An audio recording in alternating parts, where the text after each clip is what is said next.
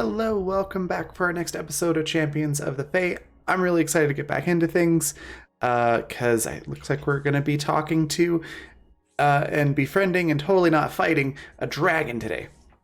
So we'll see how this is going to go. Before we jump in, a few words about our sponsors.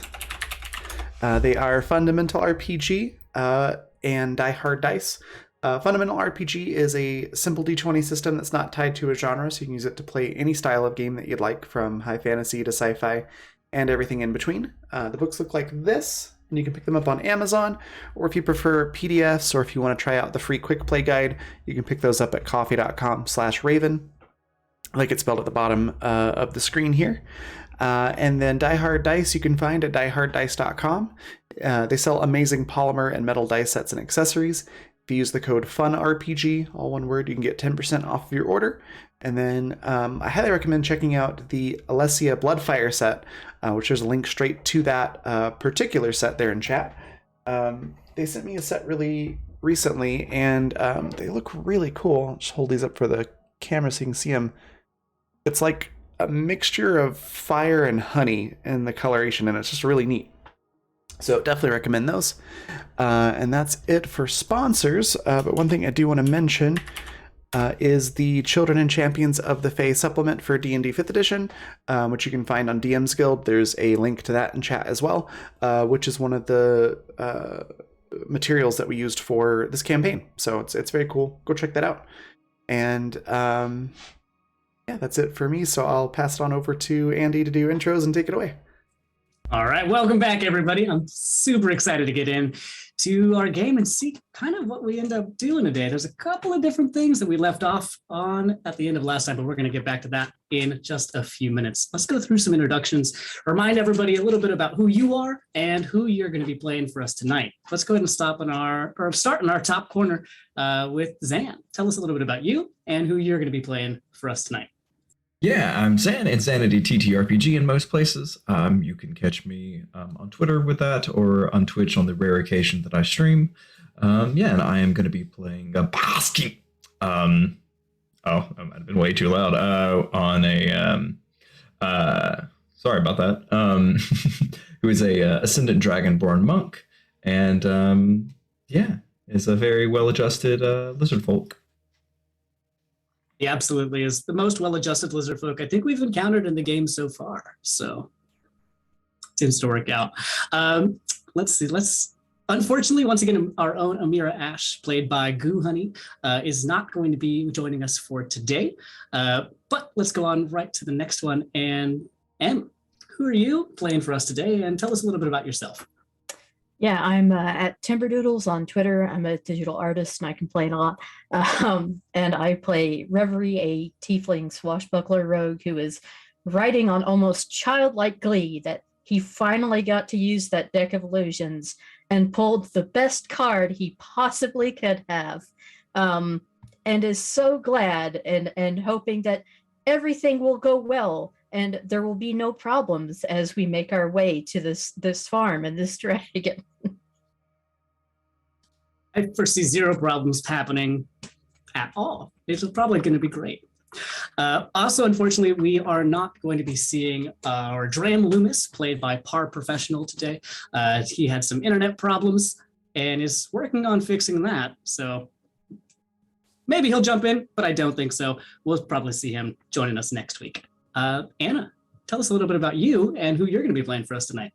Yeah, I'm Anna, aka Archival Does Money Most Places on the internet, Clan Trans Advocate, museum worker, and TTRPG streamer and podcaster. And I play Rulioella, who is a Selkie cold water sorcerer, both of which are from the Children and Champions of the Fae supplement. She's just ready to make friends with the dragon. I mean, we've gotten practice once. I feel like we walked away from the other dragon being on mostly good terms. So this time, I'm going to make a friend. All right. I like the thought. We'll see what happens. And then Raven, tell us a little bit more about yourself and who you are playing for us tonight. Yeah, I'm Raven. So I run the Black Feather Guild. I'm also a professional storyteller and game designer and GM and artist and a whole bunch of other things. You can find all of my various projects and things that I do at theravynevermore.com. That's RAVYN, evermore.com. And then I play Jinx, who is a 6-inch tall sprite. She's very hyper. She's a sorcerer and warlock multi-class. Yeah, she's a lot of fun to play. That's me. All right. And she's so much fun to have at the table. All your characters, so good. And I am Andy Martinez. I am your DM, everything and everyone else in our Feywilds. I am a streamer. I'm a dungeon master, a TTRPG enthusiast. I'm an educator. We'll talk more about that later. And let's go ahead and jump back into what we've started looking at the end of last time. So let's back up a little bit, all the way back to our first time of meeting up. Once again, you are all on a mission right now, set off by King Oberyn himself, the King of the Fae, to look for whatever is forcing these realms of the Feywilds together. After giving you a little ring of approval, of permission to go off and do whatever you needed to do to solve this problem for him, you eventually found your way into the realm of Nymfindor, where you currently find yourself. After traveling around in a floating island of the sky and meeting up with another dragon, or something that was a dragon at least for a little bit, named Garvin, you found yourself now in the presence of the centaurs, now in the realm of Nymfindor, of the vast rolling fields and exploration. As you found Morris and Morris's farm, and Morris told you a little bit about what their whole past couple of existence times have been like, where they've lost a few of their farms, and you, having heard their story a little bit, very much wanted to go help them out. And you did, at least began. You started by going off to the east side of Nymfindor, traveling about a couple of days, or maybe a day or so. Time is weird here. But you traveled to the east side of Nymfindor and found one of the farms that was populated by very many hill giants, where we had an amazing draw from our deck of illusions as a fire giant showed up and started messing up a lot of stuff with what they were setting up. You did kill a few of them. Some of them got away, and you successfully got that farm back. As you started to head off towards the south farm, which you know is currently in the possession of the Gelded Glory, which you've heard is an adult bronze dragon that is just kind of around in the area at the moment. Following your map, which was a little bit not the best map that you could have maybe had, you ended up finding a person walking around. In fact, looking at one of these pink sticky tumbleweeds that you encountered a little bit earlier, that did pull you in, that did get you stuck and had a little bit of problems with. This individual that you've now walked up to and introduced yourself to at least a little bit, is, as you walk up there, is like almost their whole body is carved out a hole inside of this tumbleweed. They are up inside of this thing, and it looks like they are collecting stuff, collecting all of the pink sticky material from inside of this big sticky pink tumbleweed. You did a little bit of introductions. They introduced themselves as Xanaphina, who asked you what you were up to and who you all were. Very, very interested in your whole thing. You're traveling currently with a few centaurs, but are on your way to the farm. And that's right where we're going to pick up right here. You have essentially just gotten to this person. You've just exchanged names with them. You did, however, Jinx, I believe you shook one of their fingers and did not feel finger necessarily, but a very long, cold, potentially sharp claw. Yeah. They were also, if I remember right, they were also, their emotional state was calm and like kind of cold. Correct. Yes. Calm and kind of cold is exactly perfect. Yeah, Jinx is just doing the Fry squinty look at them at this point from a safe distance because she doesn't quite trust them. Fair enough. The centaurs, as you can see, are not super, super close.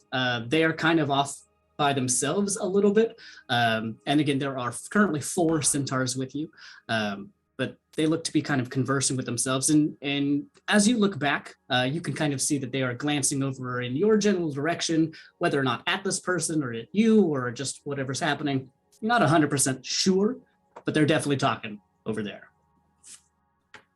And have not really come really closer. As this woman who has this really big mess of dark, curly, dense hair and a kind of a matted, darkish, olivey, dirty green, big, thick coat on.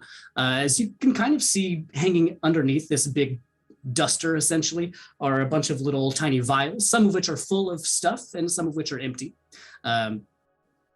And you can also see that there's a pretty big spider that's just like hanging out right on their shoulder. But it's in and out of their hair, and it's doing whatever it wants to do right now. As they turn to look at you all and say, okay. So tell me, where are you headed?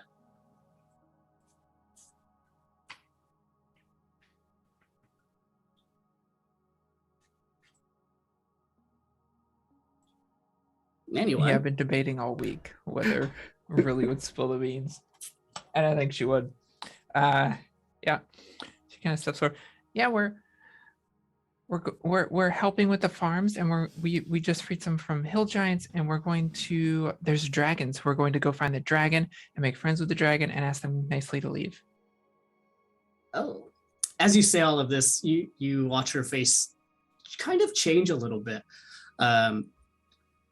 Oh, you were at the Hill Giant Farm. How did that go? Pretty quickly. They didn't stay around very long. And they ran, or did you dispatch them? The mixture of well, Mostly I didn't ran. dispatch them, but most of them ran. I guess I see. did freeze 2 of them, and I made 2 other ones kill other ones. Well, I guess you could say I probably killed some of them. There Well, is I a- mean, they had the chance to leave. It is very easy. We gave every one of them the chance to leave. There is a brief flicker, just a faint flicker of almost childlike glee on Reverie's face at mention of the giants running. Some of them seemed to get gold feet and needed to go away. well. Okay, that is good to know. And you say you are off to one farm and then you're going to the other one. Did I catch that correctly?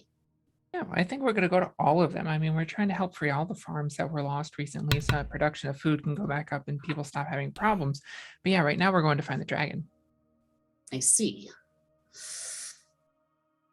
Would you like to come to my house? Never mind. Come to my house. This is no longer a question. Okay. And she climbs up, and you can see her put away a jar that's full of the pink stuff that she had just been taking. And you can see that she's already harvested a couple of these. There's a few jars that have this sticky pink stuff in it. And without really even giving you another look, she just keeps walking. And you can hear her say, all right, this way. But she does not look back. And she moves her way around the hillside. Yep, I'm following our new friend.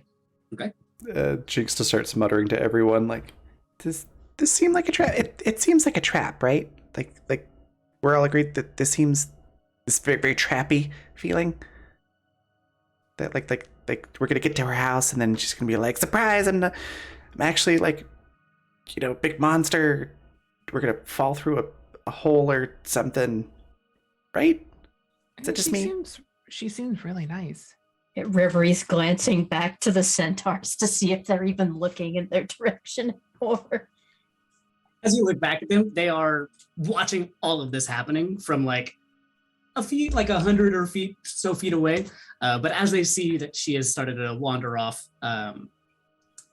they slowly start moving back towards you as Ahalo is the one that walks up first and says, Do you know who that was? As a They player. said their name was Xanaphia, and they voluntold us to go to their house. Oh, okay. Huh. That probably would be fine. Are you going? I mean, it would be rude not to.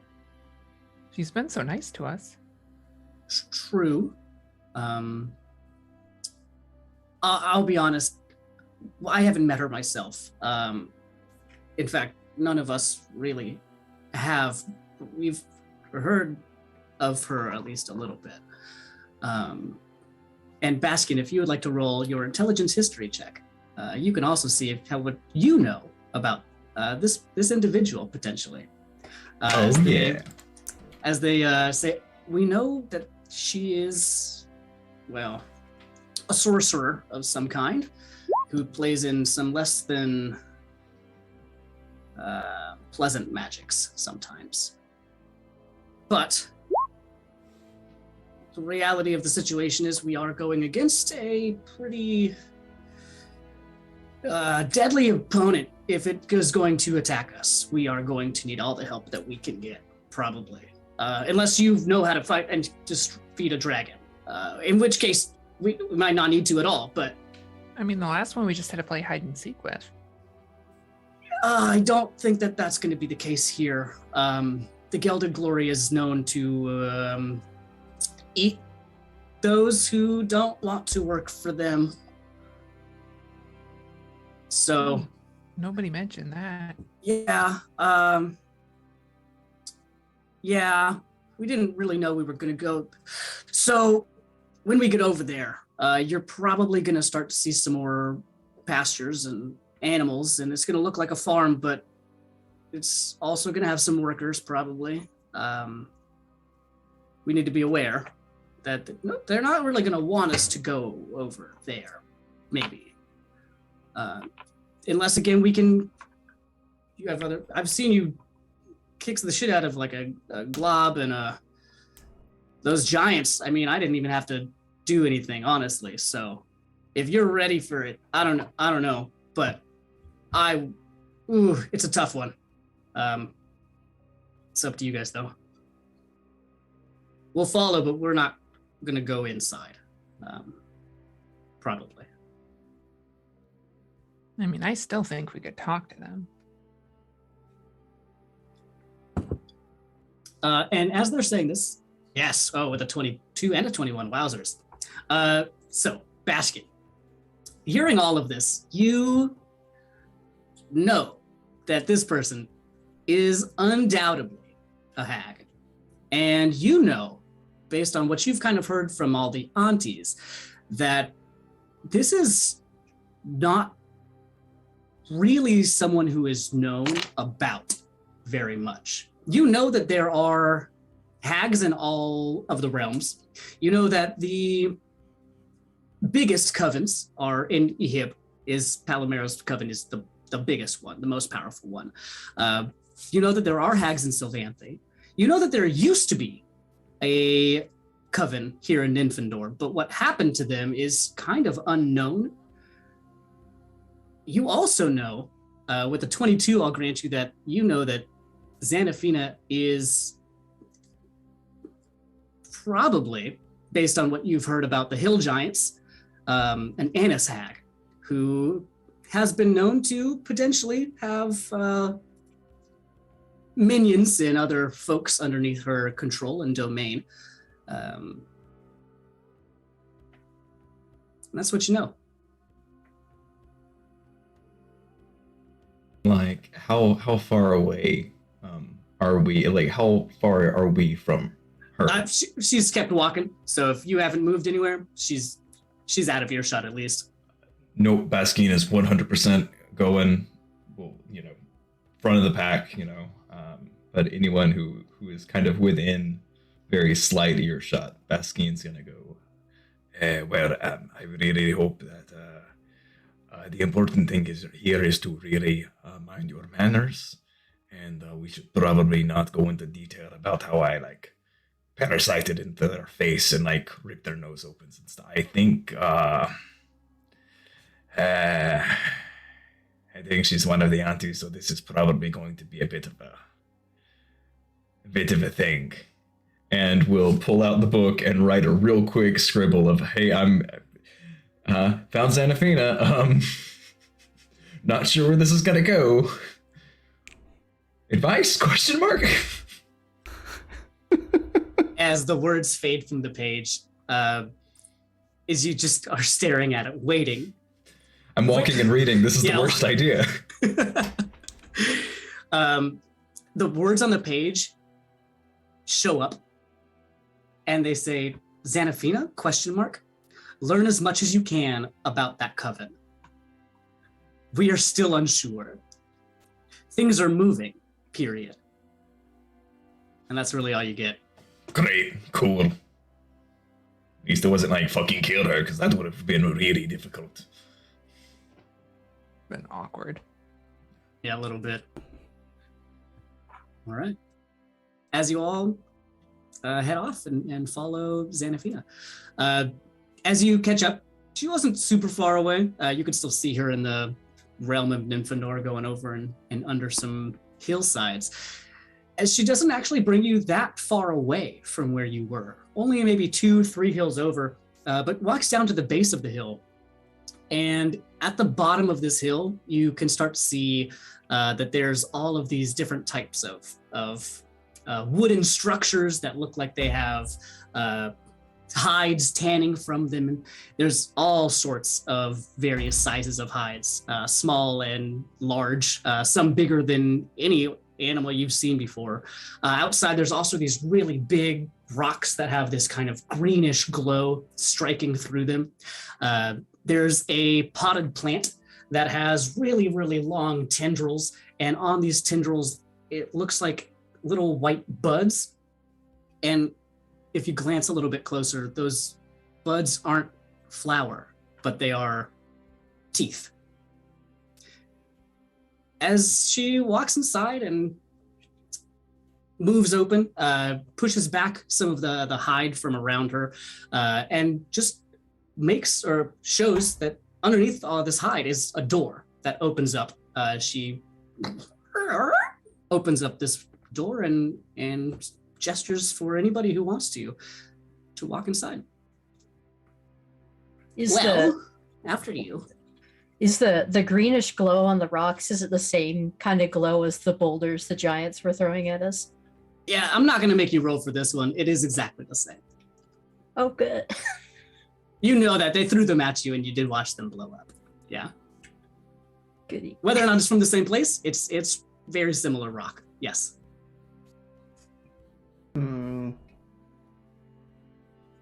I think I might go. I might use invisibility before we get there, and then just sort of like go in on somebody's shoulder but stay invisible.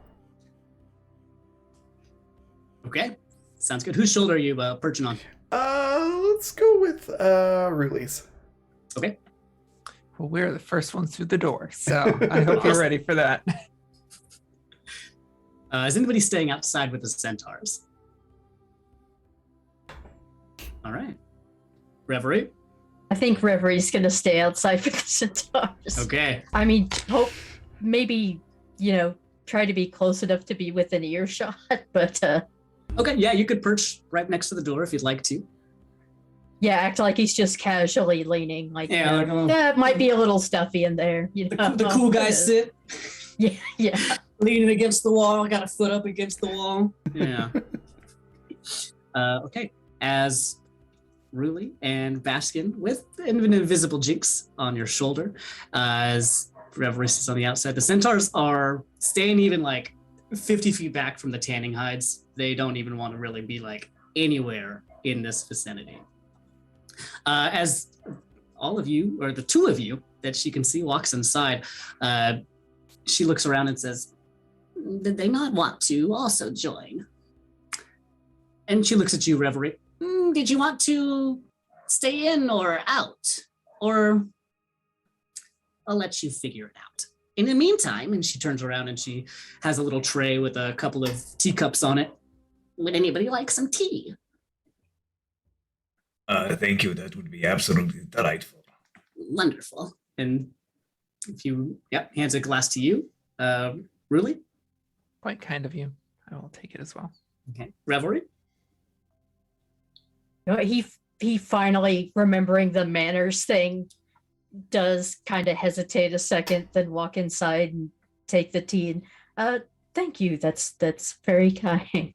No. Wasn't there a little one of you? Where did she go? She must have stayed outside with the centaurs, maybe. Okay. All right. Well, welcome to my humble abode. It's quite lovely. Oh, thank you. And as you look around, there is so much stuff in this room. It's one kind of big dome-like room, but it is full of things. Looking around the wall, you can see that there's huge jars, small jars of all sorts of shimmering different colors, and some of them have this shiny silvery blue in them. Some have floating eyeballs in them. There's one that's just like sticks of long fingers that are sitting on one of these big shelves that are up here. There's a rack over by the side of the room that you can see has a lot of little bracelets, and some of them are woven with leather, and some of them have, it looks like beads on them, some have teeth on them. There looks to be a couple of different objects on the other side of the shelves.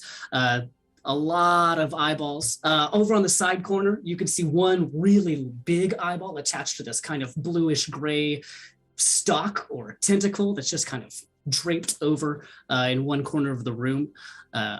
There's a lot of stuff happening here, and it looks like cluttered madness. But when you really start to focus on one area, there's so many books, there's more stuff than you could count. If you were to sit here, it would take you such a long time to actually go through all of the stuff in this room. As she pours herself a glass of tea as well, or a cup of tea, and sits down at her little circle table and gestures as you see that there are 3 open chairs right there. Well, take a seat if you would like, or feel free to peruse. Either one is fine with me. I think before Baskine sits down, he'll walk up to the table and go, Oh, thank you very much for your hospitality and your wonderful gift of tea and the kind generosity. But I would also like to show you some kindness. I believe that I have perhaps some of your property that I would like to return to you. Oh. And I will. What is that? Going to take out the 3, like the pocket sand for the giants, the explodey rocks. I'm going to take them out and put them on the table. Ah, I see. Well, I appreciate that.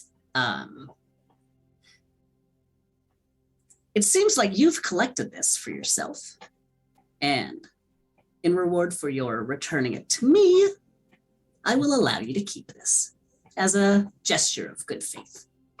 She You are pushes entirely the too pebbles back to generous. you. I know, and don't forget it. Now, there is the manner of how you came to obtain those rocks in the first place, is there not? Well, there's no sense beating around the bush. You did kill my giants. And I will be honest, I don't love that. However,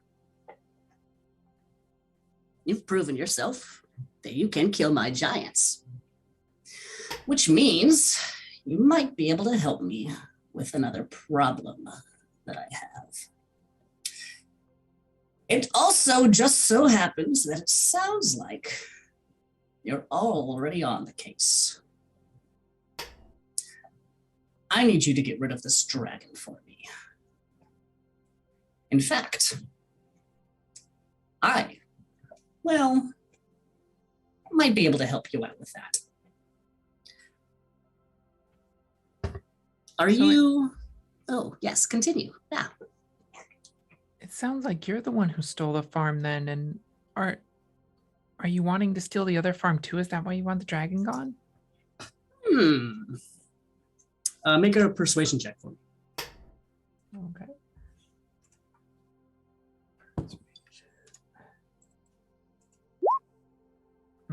Only 14.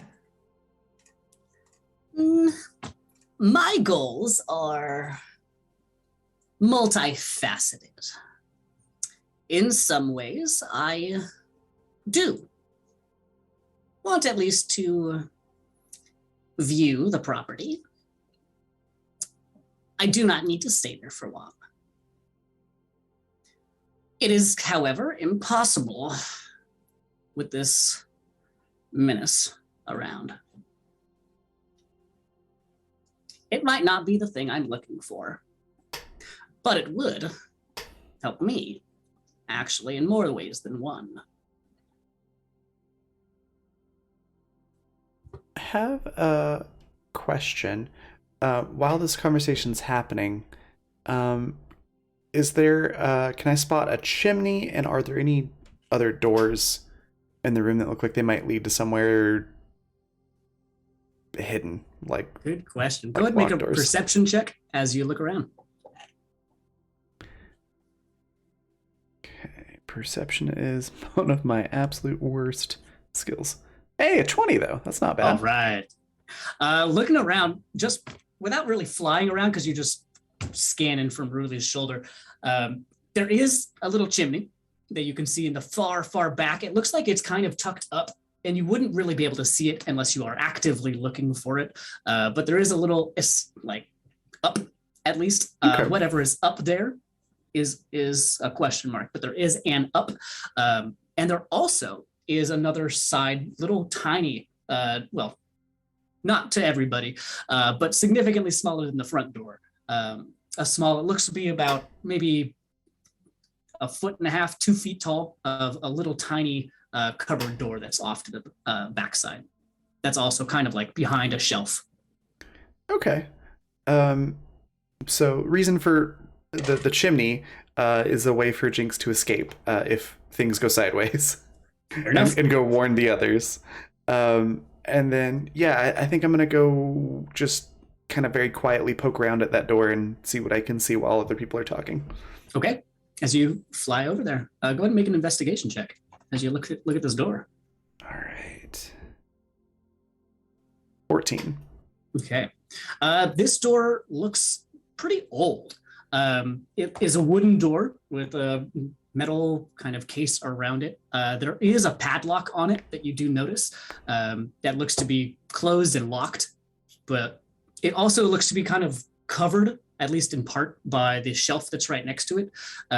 It doesn't really look like this has been opened in a very long time, or it looks like it is a hassle to open and to set everything back up again. Either one.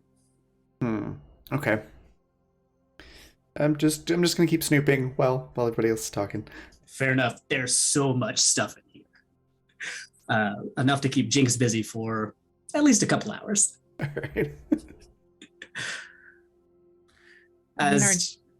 Our job is just to make sure that the farms are returned. So as long as you don't stay around, I don't see why we couldn't, especially if we're already doing it. I say, kind of glancing towards Bask, because he seems to be the expert on this. I mean, yeah, probably like if we wanted to work out like a really short term, like little micro lease, I'm sure that the original owner or the current original owner would be more than happy. Maybe a few weeks, a month or two, and keeping the farm and keeping it happy if there is what you need to do, and then you can go and retrieve it to the farmer. Technically, we have still done our job, and you still get to exactly what you're looking for, assuming it's there. You are adept at striking a bargain. I like that. I will say, the Cyclops will get their farm back when I am done. This is at least in part agreeable. I think we can make that happen. The question is not, though, how long I will do whatever I'm going to do. It is, what are we doing about this dragon? Fortunately for you, Our plan was to just become friends with it. oh, you're so sweet. It's worked in the past. And I'm sure that was great and wonderful. And you are more than welcome to try it. However, I have maybe a couple of other ideas that you might want to maybe think about. For example, and she claps her hand twice as this humming noise kind of starts to fill the chamber as a fairly big insect flies into the room and lands on her hand. As you can see that it has these 4 really, really long wings and 2 really, really long mandibles that are just sitting outside of it. As she lands in her hands, and it just hardens completely into stone. As she picks it up and pops it on her big duster, she says, well, I think that this might come in handy to you, actually. And she puts it on the table. It seems like you're going to do me a favor by removing this block that's existing. But do you know that he is not from here? In fact, if you can send him back to where he came from, we won't have to worry about it at all. Now, alone, I have not been able to get close enough, and I was planning on using a few of my other companions to move on the South Farm. Fortunately, it seems you may have solved my problem. So this, she points at the big insect brooch that's on the table. This, I think, is going to help us. And she pushes it across the table towards you, Baskin.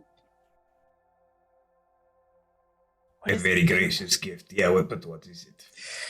This is the Dobson Fly Brooch of Banishment. This dragon is not from Ninvendor or any of our realms. In fact, they are from the Prime Material Plane. So, all you need to do is get this brooch to bite the dragon and have it successfully make it disappear. As long as it's gone for a minute, it'll be gone forever, at least until it finds its way back. But I'm pretty sure that was an accident in the first place. So, it might be tough. But you don't have to kill it if you can just send it away. Make it someone else's issue. I've done a little bit of the studying on the dragons, a little bit here and there, and it seems like some of them have an ability to just kind of ignore things that they don't really find agreeable a few times, you know. And I'm just curious, would this maybe bypass or or is it just kind of good luck? Well, unfortunately, you are correct. Shit. Dragons do have a fairly high amount of resistance towards a lot of abilities and magics, so you might need to wear him down a little bit. But if you can succeed, he'll go away. I don't Sure, suppose sounds this is easy. the kind of thing where we could just catch him sleeping either. Unfortunately, no, it's not that easy. It is a dragon, and as your friend here has just said, well, they are good at resisting doing anything they don't want. But I think a lot of you might be able to figure this out. If you do need any more assistance, though, I would be happy to strike a bargain. For example, see anything that you'd like. She gestures just like around.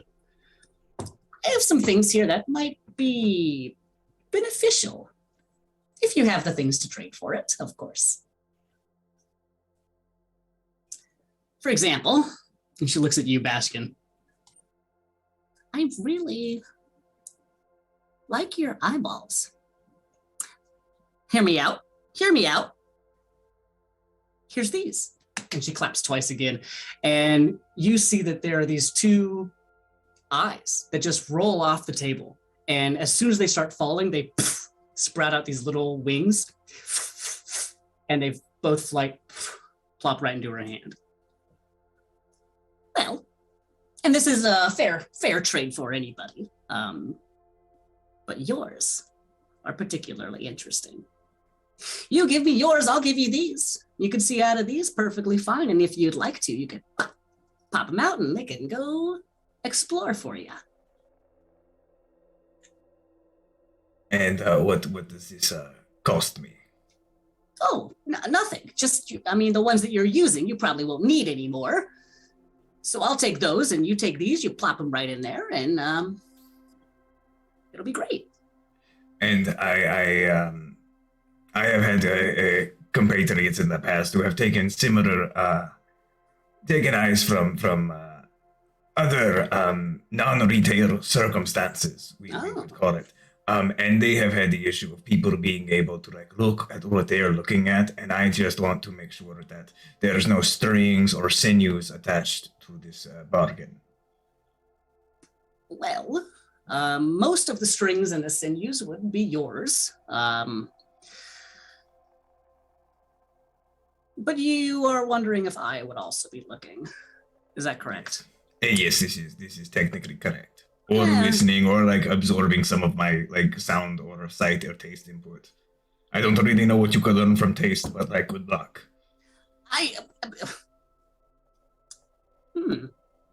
Go ahead and make a persuasion check with advantage, as you do have Hag Network. Can I also make an insight check to figure out if she's lying to me? Absolutely. Okay. So persuasion and insight. Oh, insight's not great. Okay.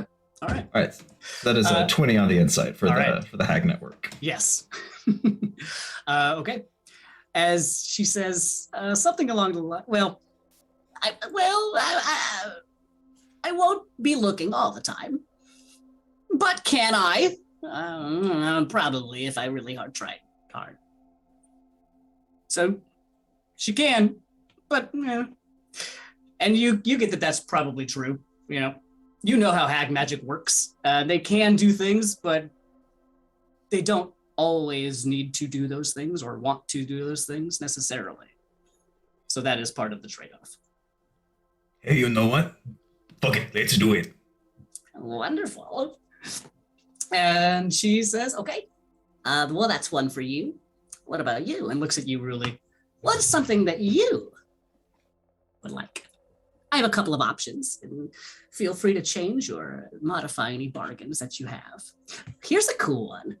And she walks over to the branch of all of these different bracelets that you've been seeing, or all these different jewelry, and grabs one that is both woven in leather and also covered in teeth. And it looks like there's two different rings to this as she brings it over to the table and says, okay, watch this. And she puts it on her wrist and she twists, and you can see that the teeth bite down into her wrist and her whole hand comes off and starts to skitter around the table as it waves at you and it picks something up, and she is looking around and says, oh, well, I have complete and utter control over this. Wow. This has its own business that it can take care of, and I don't need to worry about it. However, look. And she snaps twice and the hand plops back up and the bracelet unbites and it completely is fine. All I would need from that is maybe a piece of jewelry or I don't know, some other thing. Or maybe you want some potions, any magics. We could maybe make a trade. I saw you were looking at my eye stock over there. Or there's a lot of options if you're willing to bargain.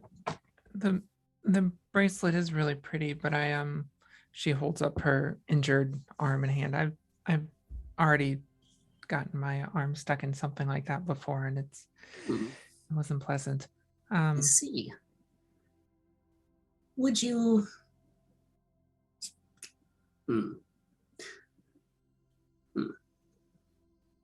Well, maybe not that one then. We can make other potions, other magics. Is there anything you've ever wanted to do, but haven't been able to do? And this goes for you as well, and looks at you, Reverie.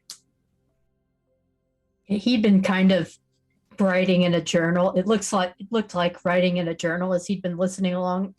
And then the pleasant little smile became very strained upon the mention of the eye trade and then the hand thing. I'll think about it. Okay. Well, we can make flight a possibility. We could make you a powerful mage. We could. Are you a thief? You look like someone who might do a little conniving. I have this, and she gestures over, and you can see one silver pinky finger, very small. I would trade you for this as well. This one, well, can do a number of different things. You can talk through it to somebody else. It'll let you sense traps in your vicinity, and if you want to, you can also potentially put somebody to sleep with it.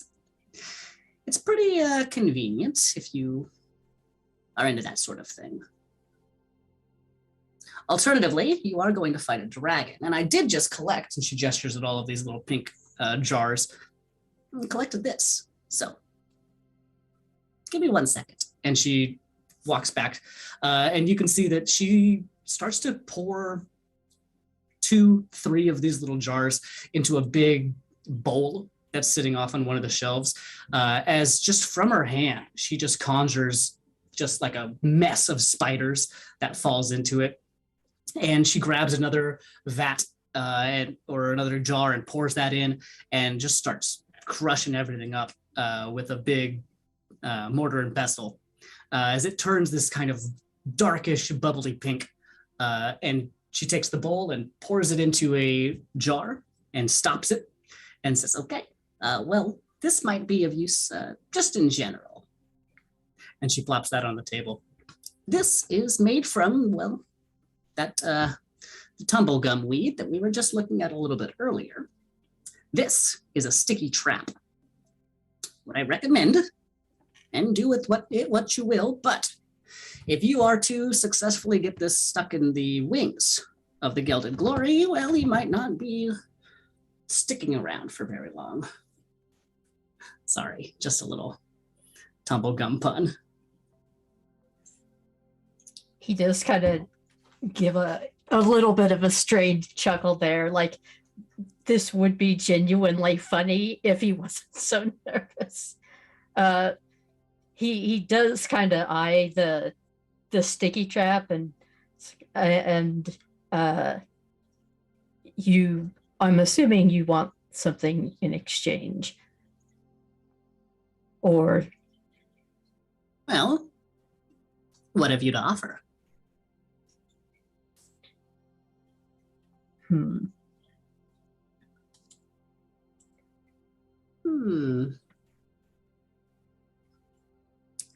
This one, I'll give to you in good faith, as I will be getting probably some benefit from it later. However, these, again, if you like flight, we have a couple of things that can make that happen. Anything you want to do to boost yourself, we can make it. But if you're good, if you're ready, You know what I want. I mean, I've been told that I'm kind of. The phrase dumbass has been used a few times. I think it's a little bit harsh personally. But if you have anything to maybe, bolster some kind of innate ability, that would be okay. I probably have a few things that might interest you. Like what? Let me see. And Baskin will take out a very small piece of paper that doesn't actually have anything written on it. And he says, let's me. I still seem to have eyes that cannot hear, ears that cannot hear mercy. Whoops. The cost of friendship, the corpse of stolen night, and the meal of a parasite in stock. Those are all very tempting. What was that one about friendship you said? That is it. Is the cost of friendship. Oh. It is the skin of a beast who stayed to die with its master. I see. Wonderful. That seems like something I can actually do something with.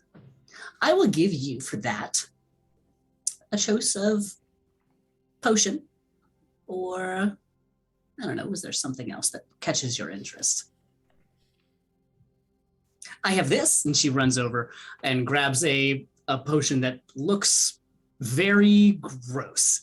It is like a murky black, very, very viscous liquid, if you can call it that, as it kind of sloshes a little bit in this jar, but not very much. Well, this and this one, and she grabs another one that's kind of flesh toned more than anything else, less viscous, more liquidy, but plops both of these down. This one will allow you to climb any surface that you ever need to climb for a fairly long amount of time, if I'm going to be honest. This one, well, you've already met my hill giants. This will give you their physical strength. Unless you'd like to be invisible, in which case I have this as well. And she pulls out a little metal jar that's plops it open, and you can see that there's this kind of pinkish yellow salve in there. Well, we could spread this all over you and you'll turn right invisible. Closes it back up. And as she opened it the first time, it reeks. It's so stinky. But closing it back up, the smell's immediately gone. Did anything look interesting to any of you?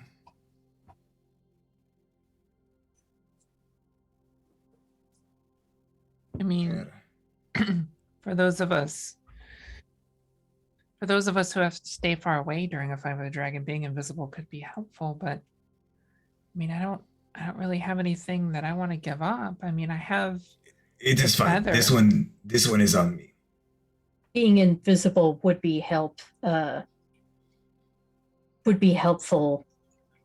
for the sticky trap. That's true. Well, with the sticky trap, I was thinking I could put you on the dragon, like on the dragon's back, and then you could do the sticky trap. I don't think it's going to be very, very happy when it notices that I'm on its back. You just have to be quick. Quick is usually easy, but this is a dragon.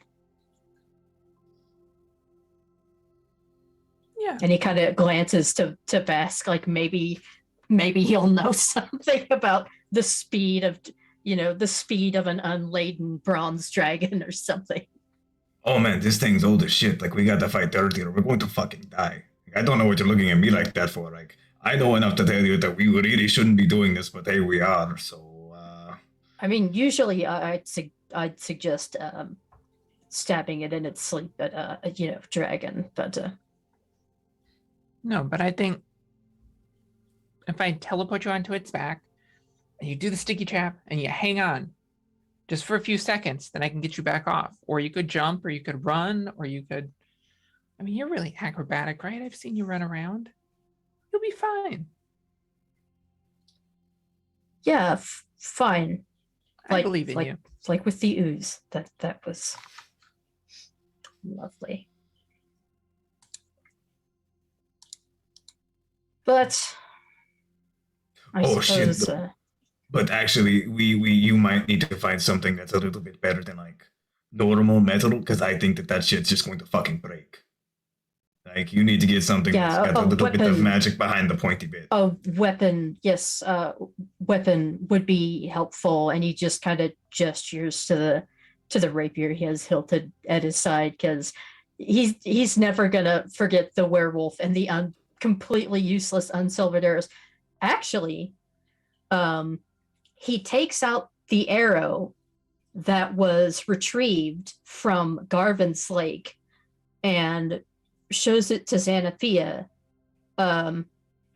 Actually, could you tell me anything about this? Because it's a bit of a mystery, and Oh, perhaps it would be helpful. well, she takes it. I see. Okay. Ah, all right. Well, what you have here is an unbreakable arrow. This arrow, try as you might, it is not going to break. You'll have this arrow forever, as long as you don't lose it. It is magical and it will do the job. This is actually a little bit stronger than most arrows. Wonderful. You do only have the one, though, don't you? But Yes, just the one. But if it's unbreakable, you could use it like a dagger. You're really good with those, right? Yes, I usually prefer, a little more distance, and he gestures to the rapier again.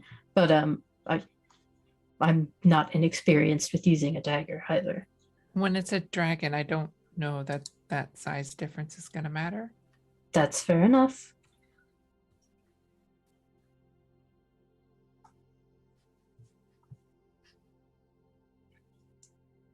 Don't suppose, well, I guess that would affect its flight now, wouldn't it? Launching it with a sticky trap attached to it. Be a little heavy. Yeah. I think the best bet is for us to put somebody on its back. They do the sticky trap, and then plan is over. They just hold on for a second. We'll get them off. It's no big deal. The dragon is sticky trapped, and then what do we do with the brooch? Do we stick it in his mouth? What? oh, with the brooch. No, you just say, go get him. And whoever you decide to send the brooch after, it'll wake back up and it'll fly on over there and jump on down. And it'll cast the spell. But remember, they might need a little bit of coercing first. Right. You need to throw a bunch of things at them, then throw somebody on their back, sticky trap, and then banish them. It's foolproof plan. I don't see how it could go wrong. But that's only if they don't want to be friends. We have to try the friend thing first. You are more than welcome to try whatever you need, but I would like my items back if it goes wrong. Or I'll find them later. It doesn't really matter. Try what you're going to try. As for you, she points at you, Revelry. I might have something that might work. And she starts to bend down and dig through, opening up some drawers and pulling out just a bunch of nonsense. There's like a whole frog that's been stuffed that she pulls out and just plops down. There's just a batch of spider web, just a whole clump of it, like it's yarn. She pulls that out of the way. And from underneath, she pulls out a patterned black steel dagger with a little case to it. And she very carefully puts it down on the table. How about you just give that a little look over? Tell me what you think. He noticed how very carefully she was handling that. He does give it a look. I don't suppose it's anything he would recognize, is it? You can make a history check. Oh, that's not one of my strongest. You do not recognize this one, but it does have a very, very intricate pattern on it that looks more like shifting and waving in the metal than any dagger that you've ever seen, for sure. As she says, this one used to belong to a great and wonderful thief. However, even the best thieves have bad days. It still has magic, though. With this dagger, it has a couple of charges, and you can cast a couple of different things, from Misty Step to Gaseous Form to... I think that might be it. I'm sure it'll come in handy, though. He does look very interested, especially at the mention of like Misty Step, like just in case, you know, the drag, like maybe Ruli's busy with a dragon minion or something and he needs to get off the dragon's back pronto. Well, we can make this trade happen.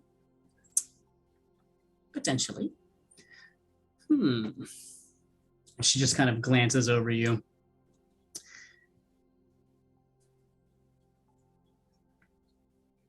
But what to give?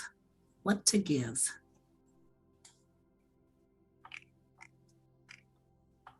You seem fairly dexterous. Play a lot with your hands.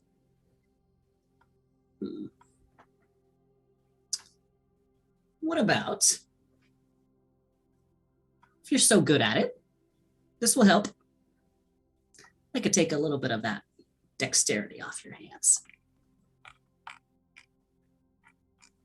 How's that sound? Now that he's looking a little less sure of. Now he does. He takes out the card that the fire giant had previously been on and sets it on the table. Of course, it's blank now, other than he has since written on it fire giant, and then underneath the number and Hill Giants Farm, Nymphindor. I have a very interesting deck of cards, and perhaps you'd be interested in a random draw. For an yourself. illusion, when I can simply just make them come to me anyway. Maybe. Go ahead and roll a persuasion check. A lot can be done with illusions. 22. I'll play your game. All right, she's going to randomly draw. Bring up my card shuffler here. One shuffle that.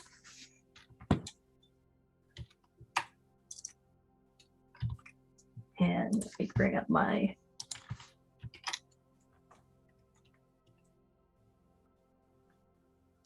deck of illusions. Watch, she'll wind up getting the red dragon or something. Be only fitting. Let's see. 7 of spades.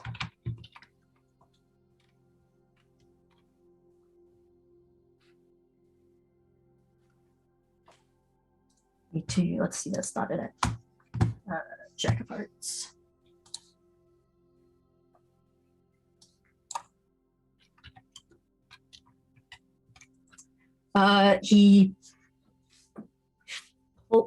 It is the Jack of Hearts, which is a druid. There is an image of a druid on the card. Okay. She pulls up the card. Okay. Interesting. I actually think I can find a use for this. He slides it into one of the pockets of the duster. A deal is a deal. He slides over the knife to you. Excellent. And he had set his journal down for a second and it was open. It turns out he wasn't writing. he was sketching the spider that was crawling in and out of her hair. Ooh. So this spider, as you've been looking at it, is a cobalt blue tarantula, as it is just brilliant blue stripes that go down all of its legs, and lights up the abdomen of its body, as it has also been taking note of all of you at the same time, just surveying the scene and existing in the area. Yeah, he just seems kind of fascinated with it in the moments when he's not warily watching that. But yeah, any special precautions I should take with this, other than obviously, don't accidentally poke myself with it. Well, I'm glad you know daggers are sharp, but as long as you don't teleport to somewhere that'll kill you instantly, it'll be fine. So what I suppose you hold the location in your mind and that kind of thing. You think? You cast. Once you attune to it, it'll listen to you until it isn't anymore. Oh, there's an attunement. There is an attunement with this weapon, yes. As for you, and looks back at you, Baskin. You ready for some new eyes? Yeah, sure. You do have something a little spicy that I can slug before we start. I mean, I appreciate the tea, but it's not really going to take the edge off, Yeah, by the way, the tea is like lukewarm and not very potent. It is, it's mediocre and fine, but you've definitely had better tea. All right, if you insist, we can find a little something for you. And she runs back and pours you a double of this like shimmering red liquid. Okay.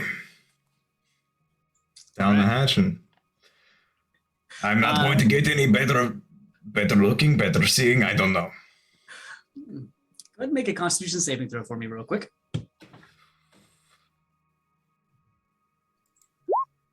It's a 14. Okay.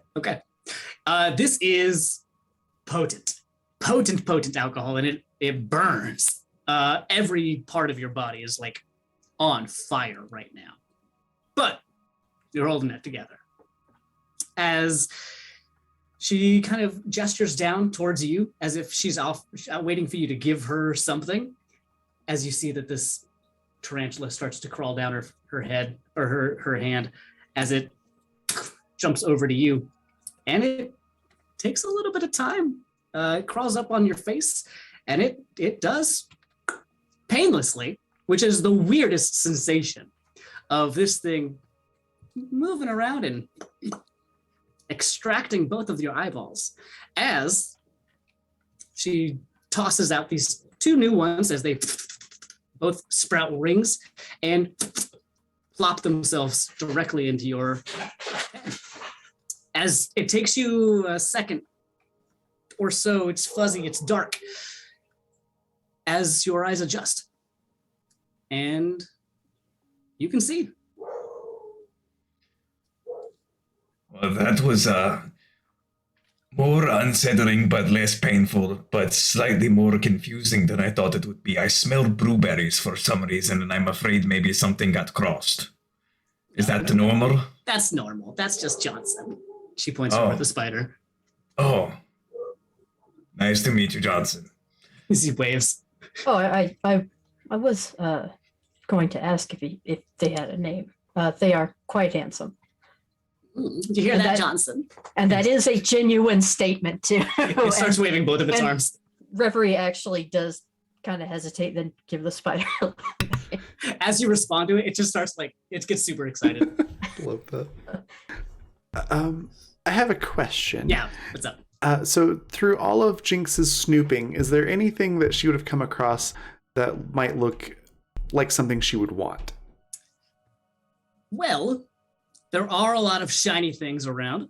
There are a lot of eyeball paraphernalia around. There's a lot of shimmering liquids in a lot of different jars.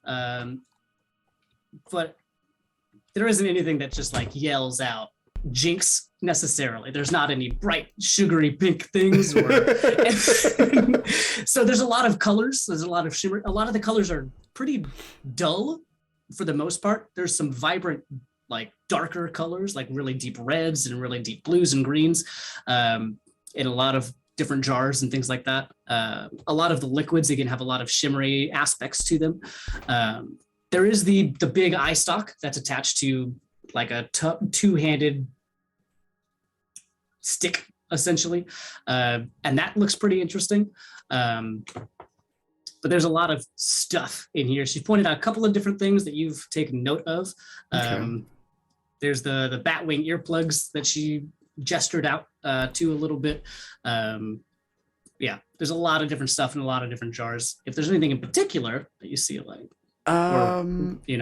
but maybe something with like lenses on it, or like a spyglass, something that Jinx could use to see better, like at a distance or something like that. Something she Okay. might be interested in. Sure, go ahead and roll an investigation check as you look Okay. around. Because I have an idea of something Jinx might do with that. 14. Okay. Yeah, so you do see something that looks to be not so much like, at this point, it's not set up to be a distance device so much as it is a magnifying device. It looks like set up on one of the back tables is like a makeshift. It's got a couple of lenses that are zooming in on something, but it looks like you could rearrange those lenses and potentially do something different with them. But Okay. there is like a magnifying, a microscope-esque type of thing sitting on one of the far corners, kind of next to this small door that you found. I would like to not exactly steal it, but do a very like fairy-like thing of taking that and replacing it with something else. Okay. What are you going to replace her with? Yeah. A seed bomb. Because I have not like a Perfect. explode when picked up seed bomb, but just like you could have one of my seed bombs, and I'm going to take this, and I'm just not going to tell you about it. Yeah, definitely. Okay, you are invisible, and she is distracted. Go ahead and make a sleight of hand check at advantage All right. Where is sleight of as you hand? attempt to There it make is. this Oh swap. God, a 9. Okay. As you fly over there and start to mess around with some of these lenses, you just hear, you don't even see her look over at you, but you just hear, if you really want something, all you need to do is ask for it. But this is one way that I might have approved of had you been more subtle. Anyway, what can I do for you? And she looks over at your general side of the room. Yeah, Jinx will drop the invisibility. Be like, hello. Yeah, this thing was louder than I thought it was going to be. So I was just, you seemed really busy with your conversation and your planning and everything. So I figured I would just do the trade over here. It's probably, I think you're getting the better end out of this trade, to be honest. But And what is that? this is a seed bomb. Hmm. It's from my home. I see.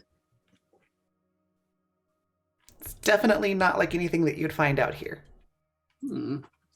May I? Jinx will fly over and gently drop it in her hand. As she looks it over. Excellent craftsmanship. And you want the lenses, is that correct? Yeah, I'm a bit of a, I guess you could call me a sniper. So being able to see things at long distances or just see better in general is very beneficial for me. I see. All right, go ahead and roll a persuasion check. At All right. disadvantage. Oh no, these are all my worst Oh skills. no. That's a nat 1. Well, I will say, if you can solve my problem, we'll discuss this. However, if you try and sneak one past me again, I might have use for those pretty little wings of yours. Who knows? Fair enough. You're lucky you caught me on a good day, but don't let it happen again. I promise I will never let it happen again. I like that. It'll be a challenge then. Well, is there anything else that I can do for any of you? No, for me, I've thought about it, and we're growing up, all Selkie hear about the tale of other Selkie who she gave up her voice for something and realized it was actually pretty terrible and it regretted it. And so it's we don't make a lot of deals like this, so I'm just gonna have to pass. Understandable. And it's not for everyone. But I hope we've made a good impression. Isn't that right? As Johnson starts waving again. And Reverie immediately waves back and gives a little he's genuinely taken by this very pretty blue spider. Oh, it's a very pretty blue spider. I mean, business deals aside, we can still be friends. We could be pen pals, especially once we fix everything and the world's not all messed up. Ooh. Send letters back and forth. Do you want to be pen pals? Sure. Oh, okay. Do you prefer writing or talking? Either's fine. Writing, I mean, I guess it would take a long time to get here. If there was a way we could talk, that would be easier. Because then you could also hear songs and you could hear sounds of the ocean, and there's a lot of options there. Wonderful. She is a really good singer. I can vouch. It's a little creepy, but very, very good. Thank you, Ooh. Ask. I have just the thing. And she runs back and opens up a different shelf. And inside of the shelf, or inside of this drawer rather, you can see that there's a bunch of jewelry. There's a lot of different rings and necklaces and things like that, all made of different types of metal, as she plops out one and closes the rest of it and presents it to you. This is my ring. And as long as you're wearing it or holding it or really even have it in your possession and you want to speak with me, you may. Now, Okay. I haven't tested the, you're not from around here, so I haven't tested fully distances in other realms. It might get a little bit slow, but it'll probably be okay. We can try it. We're going to keep traveling around all the different places. We could test any place, and then you'll know that too. Wonderful. This works out for both of us, I think. I like it. I like it. Okay. I'm glad we can come to some sort of trade or agreement. And just before we go, the last little final thing, how long do you need the farm for? So when we go back to the Cyclops, we can tell her how long to wait. Probably. Well, it depends if I find what I'm looking for. If I don't, I'll be out fairly quickly. If I do, it might take me a little bit more time, but not probably that much.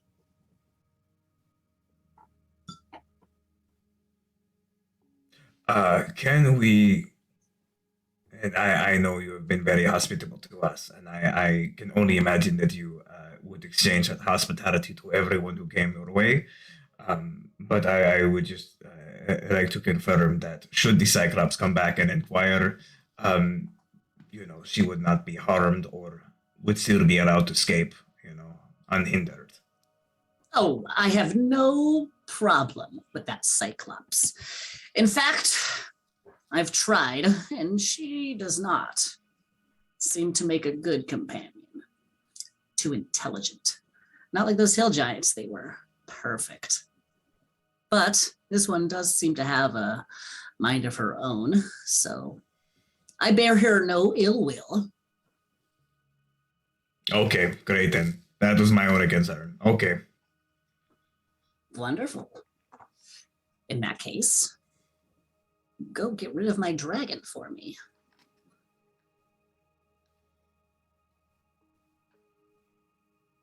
Baskin will stand up and, give a little nod and walk outside very carefully, not looking at Jinx.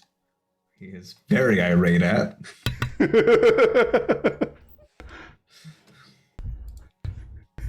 Okay.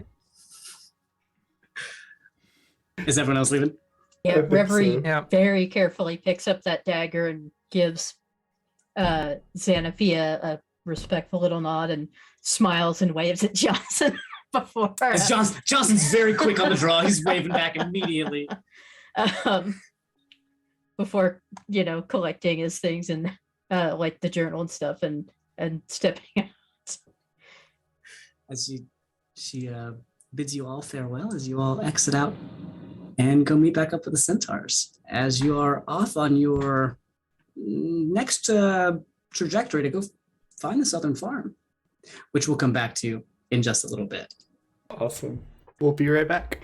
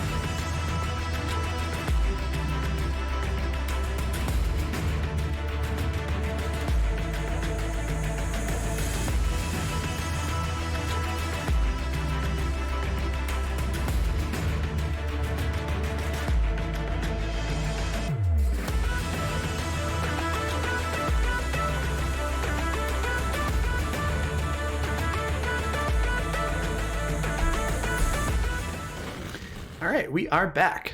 And thank you so much to Anna for all of those subs. So we're going to do an advantage for Baskin, Reverie, Ruli, myself, and then we're going to do random for the last one. Let's see. Got 4 people right now. 1, 2, 3, 4, and it landed on 4. Sweet. Thank you very much again. And I think we're all ready. All right. Well, welcome back, everybody. So we are all currently just right outside of Xanafina's house. As you have just done your deals and gotten a few new items, gotten a few new modifications, as you all are hanging out with your centaurs right outside. There's, again, you're still pretty much right up next to all of these tanning booths, all these tanning beds, rather. Nope, all of these tanning tides that are just all strung up as you meet back up with those other 4 centaurs. You have Tessaleron, Ahalo, Naruto, and Little Mess, who are all kind of hanging out. And Little Mess at this point is not really around. He's off. You can see him off on the distance, like running around on a far hill over there, like looking at stuff on the ground and then looking at stuff at the sky and running around, doing whatever he's going to be doing. But the other 3 are hanging out, waiting for you all as you emerge.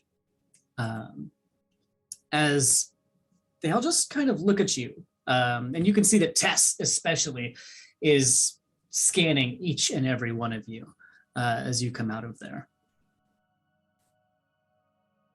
She was quite nice. We should probably go see about this dragon, though.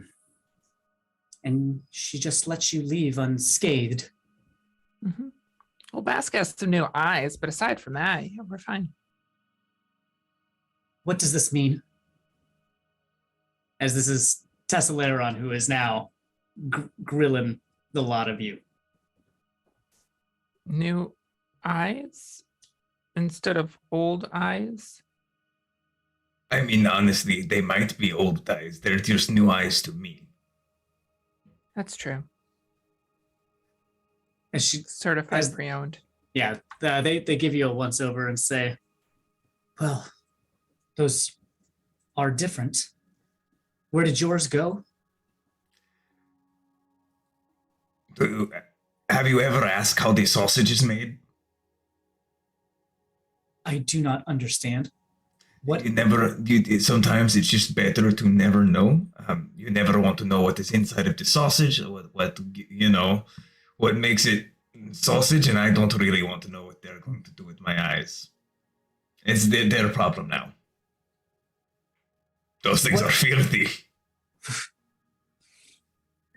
You see Tess, his whole body shakes. What do the new ones do? Oh, they let me see a little bit better at night. I see. Are you intentionally? Are you lying to her? Or Oh yeah, 100% lying. Make a 100% deception lying. check. Yeah.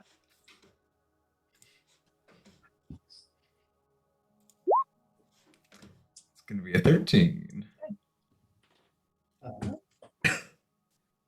They don't say anything. They just turn and start to walk off. Is that deception something that Jinx could help with?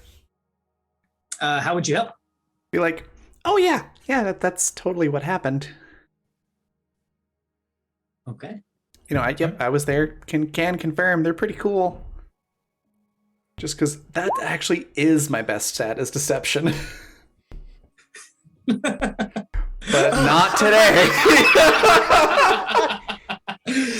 Oh yeah, I was totally there. That's exactly what happened. Absolutely not anything different. Wink, wink. Oh, I wasn't supposed to say wink, wink, right? Tess is just over it. Tess walks out as they keep walking up the hill. As even Ahalo's looking at you all like, Jinx is Reverie very does- off her game today. Reverie does try to kind of catch up with Tess and very carefully shows him the dagger and says, look, I don't suppose you know anything about this. They mentioned, being able to cast Misty Step and Gaseous Form and a couple of other things, but they mentioned an attunement, but didn't exactly elaborate on the steps of said attunement. Oh, you are just going to hang out with it and feel it. It is a magic item. And if it's a warp blade, which it sounds like, I've heard of these before. I have never seen one. But just like anything, and they pat on their side pocket, and you look around and you can see everyone, all the other centaurs are also kind of in on this whole vibe too. They're very familiar with magic items. And yeah, just hang out, exist, feel it, sit with it. It might take a little bit, but once you make it, you'll know. Okay, he's thinking that still sounds a little bit vague and wishy-washy, but That is Tess, oh. yeah. Okay. You just gotta take a short rest with it, if you were curious. But Tess was not very helpful. Hang out with it and feel your weapon. Is Yeah, what that Tess's advice. sounded kind of like what Morris said with the Sunstone. Honestly, welcome to Nymphador. Yeah. So, a lot of them have a very similar vibe here. As you all start to head off, and this farm isn't too far away from where you are currently. You go and wander through the hills for doesn't really feel like too long before you find a fence. And this fence looks like it is, stuck with big logs of wood. And it looks like it's got wrapped around like barbed wire that goes all the way around. And you right now are just met with essentially a wall of it. And even looking through, everyone go ahead and make a perception check for me.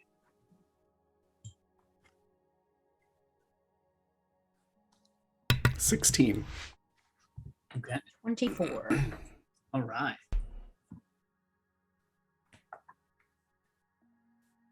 Stay in the middle with my Nine. cool 15. Perfect. I just got a 9. Roll 20 hates me as much as Raven tonight. What are you talking about? That's not a 1. Really, it's weird being here. There's been no water. No water's been around, and that's been kind of a bummer. So you're kind of looking around, looking at all these plants, hoping just to find something. But everyone else, looking off at the distance, you can see that there are big animals, not close to where this fence is, but they are maybe a couple hundred yards out, at least from where you are. And you don't even see a building at this point. You just see this big fence. However, Revelry, off in the far distance, you do see a glistening dot flying through the sky. And he kind of squints and leans forward just a little bit to watch it.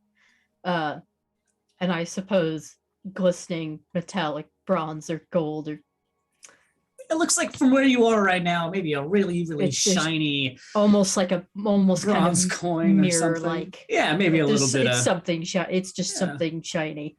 something shiny. Maybe it's got, it's flying. It's not close. It's like it's off in the horizon. Given the distance, the fact that I can see it at all, it's probably fairly large, I'm assuming. Or It's a very hard good to- assumption. Yeah. Okay. Well, I'm Yeah, as assuming that's our That might be our dragon out flying on patrol, maybe. And he kind of points towards the shimmering thing in the air.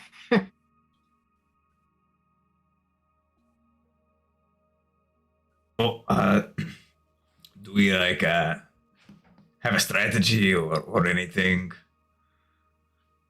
Yes. I will talk to them and we'll try and become friends with them and then ask them nicely to leave. And I mean, our new friend, she said that this dragon's not from here. So if we offer them a way to go home, they may just want to go home. Maybe we should keep that brooch hidden, though, until we need to use it, and perhaps not mention it either, just in case they do not, in fact, want to go home. Mhm. Who's going to carry the brooch? Well, if I go invisible with it, maybe I could just, like, fly up and just have it bite him without him even noticing. Okay, and that sounds fine to me. We could do like what we did with the giants, I'll just little little earbug, if as it were. Ugh.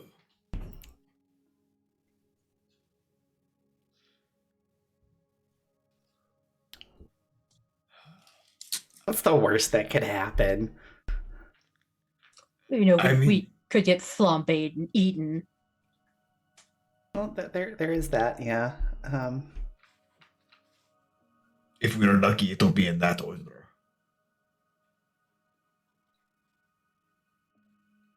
How could you get flambéed after you got eaten? Do you know anything about the insides of a dragon? Not really. No, and I don't care to learn by experience. I assume it's Yeah, great. squishy. No, it's really fucking weird. Also, it's not a thing you usually get to learn from experience. Like, you learn a lot really quick, and then you generate no publications after that, Right. I'll hold on to the brooch, and then hopefully we won't need to do the stealthy strategy. But if we do, then I can give that a try. Maybe make the brooch invisible. I was gonna put it in my bag. That works too. Probably even better. Dragons might be able to see invisible things. That would be just wonderful. That would be not great. Yeah.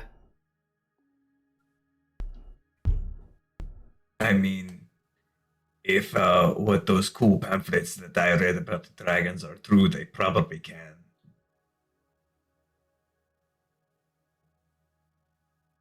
Like, some of them, like, really far away. Like, you think you're being all clever and stuff, like, coming in with a Tarrasque polymorphed as like a kitten or something, and they're like, "No, man, I see you with that Tarrasque on your hand. I'm not going to touch it. I'm just going to eat you." And then the world has a kitten in a Tarrasque. It's a bad time.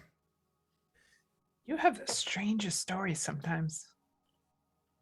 Man, there's not really a lot to do in the swamps, That makes sense. The water there is not very good for swimming. Good for chewing. Gross. You should Yeah, probably Reverie go just find kind of the makes a dragon. face. Like, Suppose if he did eat me, I could use Hellish Rebuke inside his stomach and give him really bad heartburn until he spits me out. yeah, I think they might be fireproof. But I don't. Well, know. sure, they're outside, but I doubt their insides are fireproof. Wait, what kind of dragon was this? Didn't I say put bronze? Morris said a bronze dragon. Yeah, an adult bronze has been confirmed by a couple of people at this point. Yeah. Okay.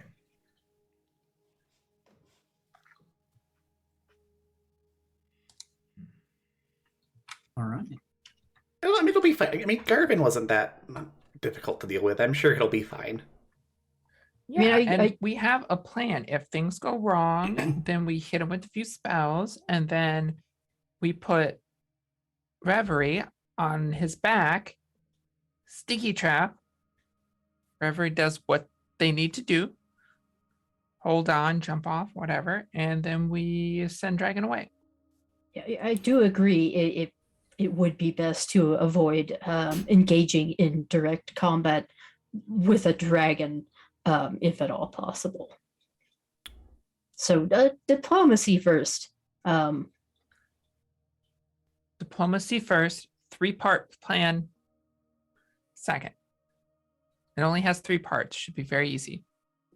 Spells, sticky trap, banishment. Yes. Perfect. Easy. Okay, sure.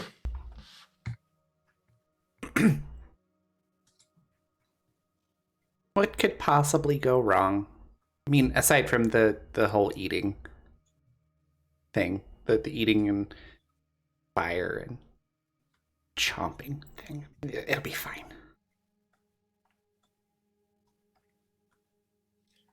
I mean, probably not. We're probably going to die. Like, I know like, all of you are great, and hey, we're helping Oberon, and that's really cool. But if like things get really bad, like I'm small, I can't carry you out. Sorry, bad luck. Bask, you've said that so many times already, though, and it never goes that way. I mean, I was close enough to my dead great-great-grandmother to smell her stink when we were fighting the Eero things.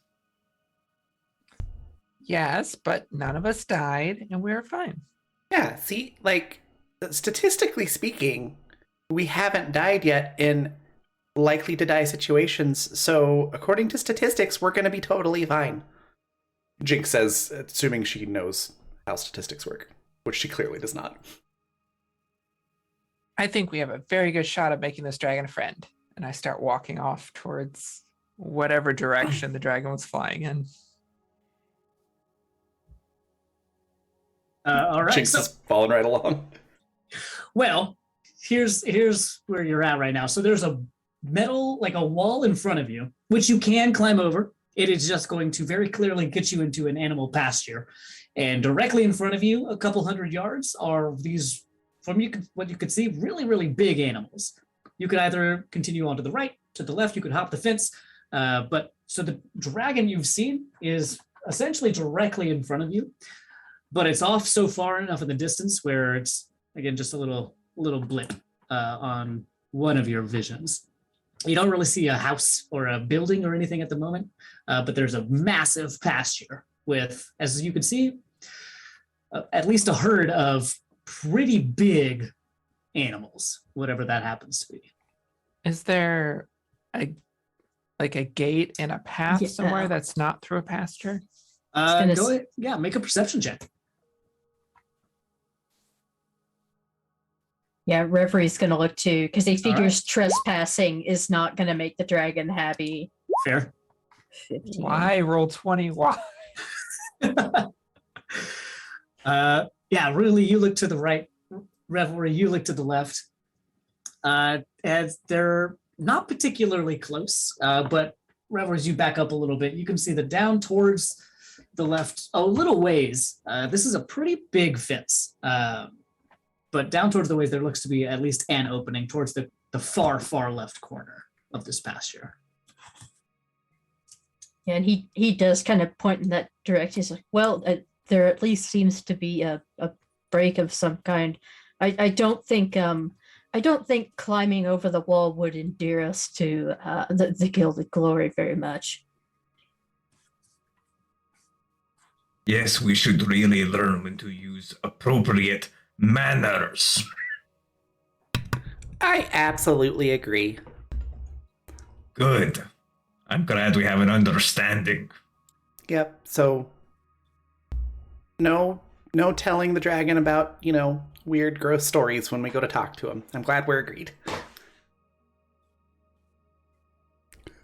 I mean, unless he seems interested in that kind of thing.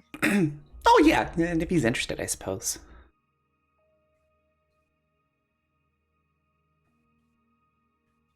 Jinx is just smiling, completely oblivious as to the fact that Bosk is irritated at her or why. I feel like we're walking while we're talking. Yeah. Yeah. As you all have started heading to the left towards the gate. As you get over to the gated area, all the centaurs are again following you as well, kind of waiting for you to make the first move. You see that inside of the pasture, this gate is closed, but right inside you see a figure as you start to approach. And as you start to approach, they're a little ways off. It's still, again, a really, really long fence. You see, at least at this point, there's about, 300, 400 feet before you get to the far end. And there looks to be a figure right there. And from what you can see as you all approach, go ahead and make another perception check for me, as we're in now a different little area. Again, this is a huge fenced off zone. Nat 20, so 27. Nice. 21. In. Revelry, killing it. Jinx, awesome. You guys can see that there is 10 and a 13 are good. There's definitely a figure. And what you can see, Jinx, you've seen a few of these, but not here in Infandor yet. There is a satyr that's hanging out right by the corner of this fenced off pasture, kind of by some food troughs or some other big, large buckets. They look to be doing some work. We've got a couple of tools in their back pocket, got on these pretty big pants that have a lot of pockets in them, just working on this trough area. It's just the one of them. And they do not see you as you start to approach. Jinx will point them out to everybody, anybody who hasn't seen them. And then are satyrs in this, do they follow the sort of folklore stories of, like luring people into like dance circles and then feeding them things that will drug them? The ones in Ninfandor have been known to do that every once in a while. Go and make a history check though, if you are curious. I am. Yes, make a history check for me. 5. The ones in Elassidir, rather, have been known to do that. I don't know if I said Ninfandor the first time. I meant Elassidir. Okay. You do know that there are some satyrs that have lived near where you reside that have been known to do that, but there's some satyrs that maybe don't. Just Yeah, happens. I feel like Reverie has dealt with satyrs before, but in Sylvanthi, not. I mean, you can also make a history check if you are curious. Oh god, that's not my strongest. Nat 20. Nice. 2 in a row. How many nat 20s is that for you today? Wowzers. That's At least 3, I think. well, the last one was the second roll, so Fair. now roll 20 is probably going to start dumping nat ones on us. Yeah, so that satyrs are different in every realm slightly, and while they all do love dancing, not all of them are dancing for particularly nefarious terms, but it does depend on the realm, potentially. You have never been to Ninfandor, but as it seems like this one is hard at work. It is not dancing. It is not trying to persuade anybody to go anywhere right now, at least. It doesn't see you, which is fair, but it looks weary, this satyr right now. And really exhaustedly tired, yet still doing a job that it has to do.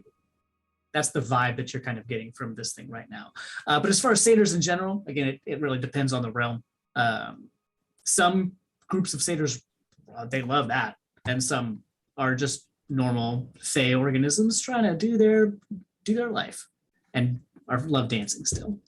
Okay. Yeah, I figure Reverie's partied hard, You've definitely So danced with some oh satyrs. yeah, oh yeah. So, but yeah, this Yeah, this one looks looks tired. hot, like almost like on the verge of like falling over, like, but still up, still doing stuff, still like working on things.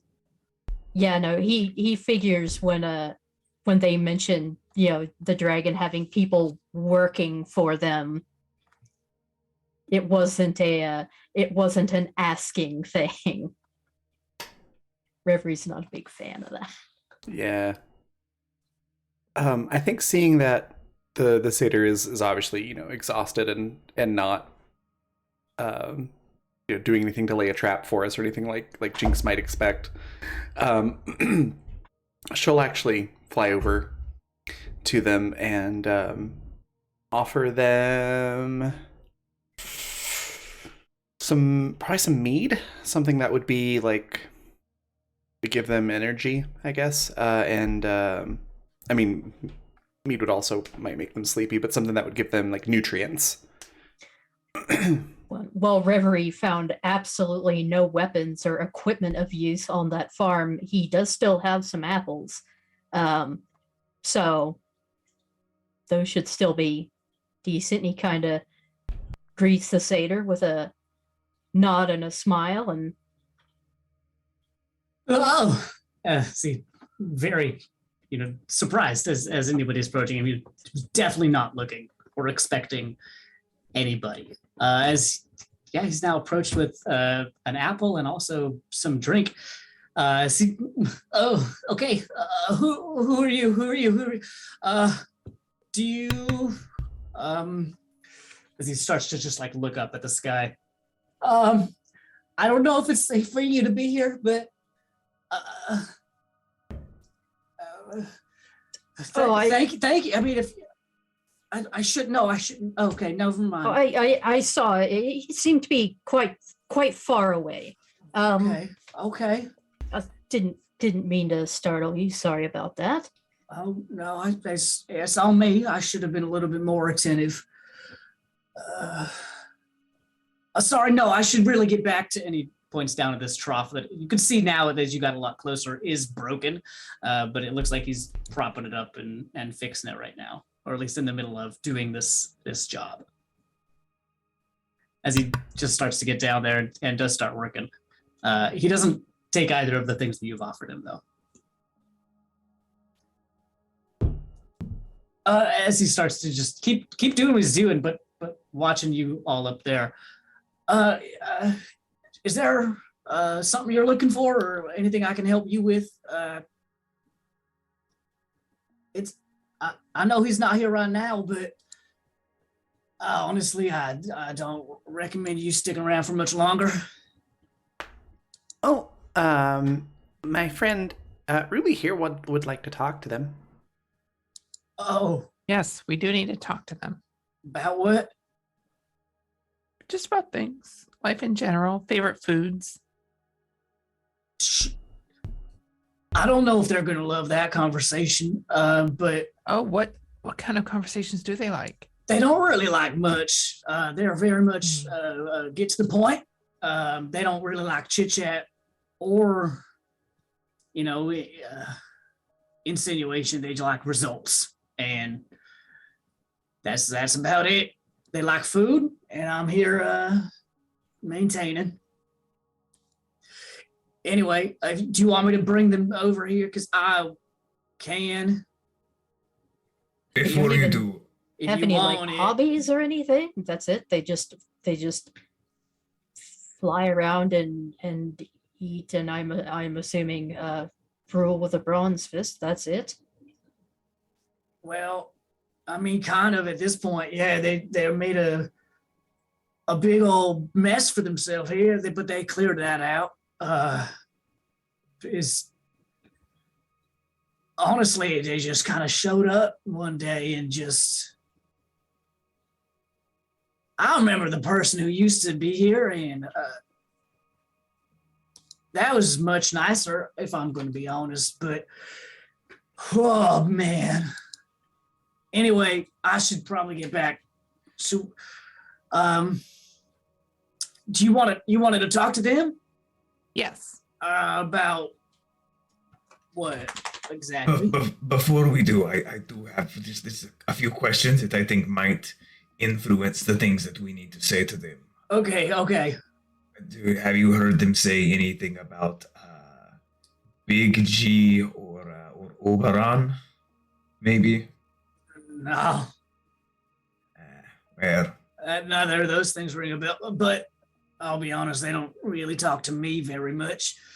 So, Do they in seem fact, like they they're don't really talk to anybody.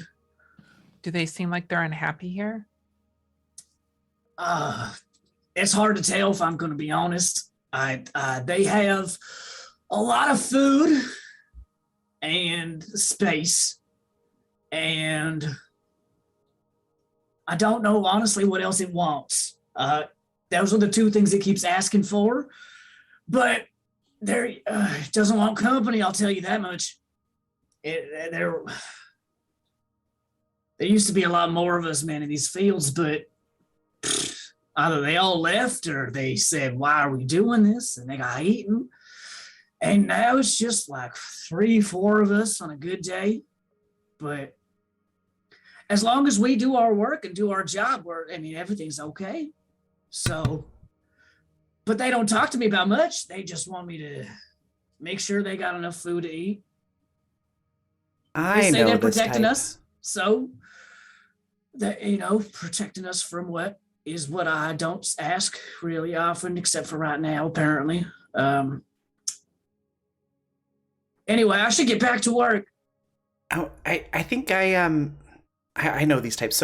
So they're like the cranky introvert type. I know exactly how to deal with those. So what you got to do is you got to pull them out of their like metaphorical cave or literal cave sometimes, and then you throw them a party and you make them participate, and you introduce them to people, and then they'll well, they don't really like that, but they'll have fun for a little while, and we'll talk a little bit, and then they'll go hide again.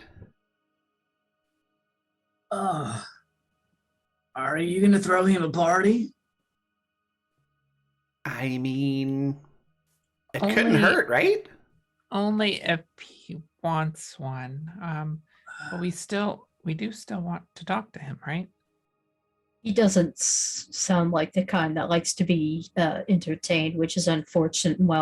And while he's saying this, Reverie goes ahead and just sets a couple apples on the part of the trough that's not broken. Like he's just gonna leave them there. And as soon as you do, you're like, yeah, he clocks him for sure. But he doesn't say anything about him. And Reverie does not draw attention to it. So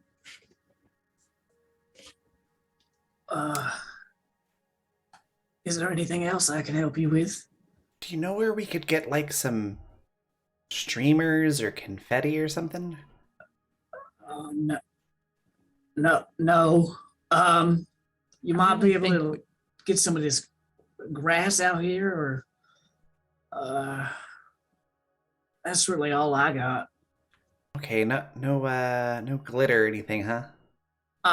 No, not out here. Sorry. You might be able to get some of the pollen from some of these plants and just like dust that everywhere. It might be a little bit of shiny. are they a fan of overblown flowery compliments by chance? I'll be honest, I have not tried that, but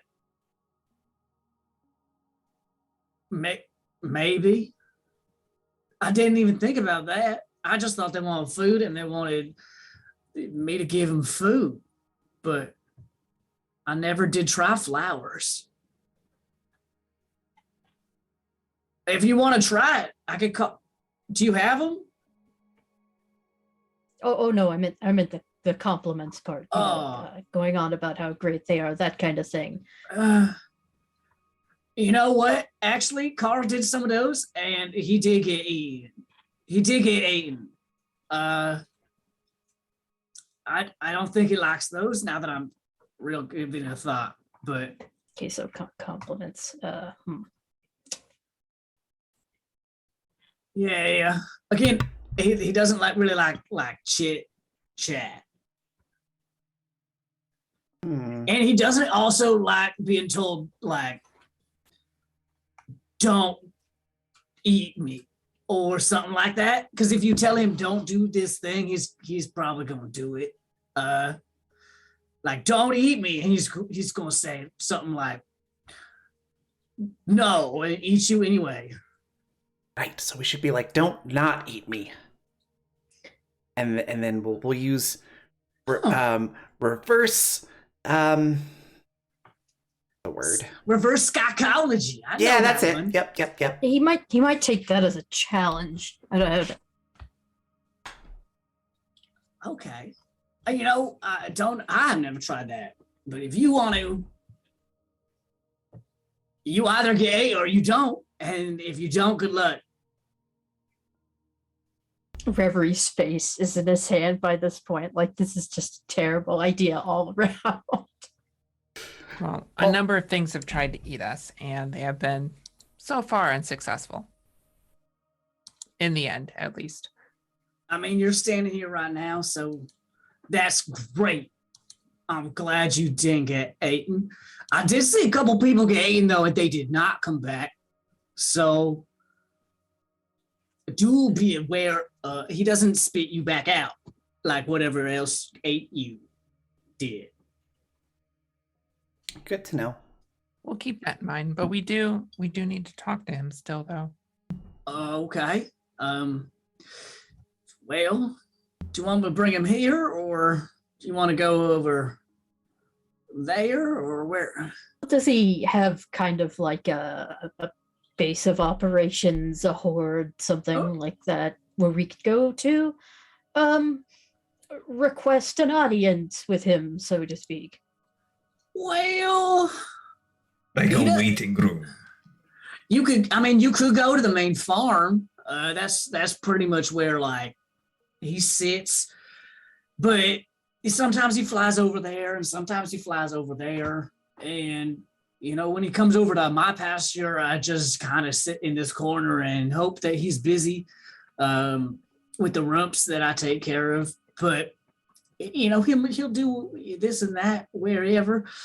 If you go through here, you have to deal with them. And he points over off at the big herd that's off in the far side of the pasture. I don't think they'll give you any trouble, but again, they're big and spooked easy, which is how they are. That's just it. But sometimes he goes to the main farm, and sometimes he lets me in there every once in a while, and it's okay. He does have a little middle section that he sits in, but he did rip the top off of that building, so it's got a big old open section from the top, if that's something that's interesting. But there's some tunnels also around, but you have to go into the pastures for those. I don't actually know if they go up inside, but I've ran into a few of them over here. They're blocked off and can't get into them, but there's some sort of like cave in or something over there that happened. I don't know where that goes, but it exists. Yeah, I think that's about it. I could lead you to the front, or we could go anywhere. Well, I would point you in the right direction probably, and you would tell him nothing about me. Oh, of course, you were hard at work here fixing this stuff. That's correct. Thank you. Anyway, that's what I got, I guess. There's a dining room in there. There's a kitchen. There's, but he just flies around and eats where he wants. He doesn't really have any guests or anybody. It seems like anybody that walks in there is either going to work or they're going to get ate. And I would prefer to get to work personally, but that's just me. So Well, I mean, if those are the only two options, I guess. That's all he gave us. So a lot of people said no, and then they did get ate almost immediately. Sounds like this is going to be a very challenging introvert to adopt. Sounds like there's only really actually one option, if I'm being honest. Yeah, that option would be fun. Are you gonna still throw him a party? No, I was saying sorts. between the working and eating thing. Oh, Yeah. okay. Well, good luck. Good luck. Kind of stepping off to the side with the party. We still want to talk to him, right? Or do we not? Do we not want to do that? Well, yeah. I mean, if we can make. Well, yes, of course. And Reverie kind of turns back to the stage. Does the Guild at Glory like his drink at all? Or just food? Well, I'll be honest. I'm not 100% certain. I've never personally dined with him, or drank, or hung out, or existed in the same room for a prolonged period of time. Whether he's doing any of that, I'm unsure. I know he does like to eat these rumps back here. He likes to eat all these animals and anything, honestly. As far as drinking goes, though, I got no idea. Fair enough. I was just curious. Thank you again for your time. Which we will mention nothing of to, and he kind of points in the general direction of the dragon. And I do not know who you are either. We never spoke, never saw each other. And he kind of gives a little smile and a little salute and goes back to the group. Well, I wish you all the best of luck. I'm gonna get back to this. Bye. And he kind of ducks down and starts working with the Trofican. As you do see him reach up and snack one of the apples. As you have a couple of different options now of how you want to approach. What are you thinking? Reverie kind of looks at Jinx. Okay, how loaded do you think we could get one of those things on that moonshine, and could we then convince that dragon to eat it? Given what I've heard of like how big dragons are and how much moonshine I can make with this little thing, that's true. Well, I think we'd need something a little stronger than alcohol.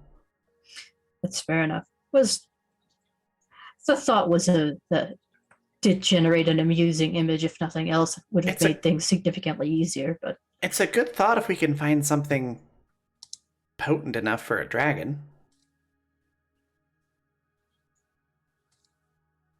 Although, so I'm thinking we should try talking.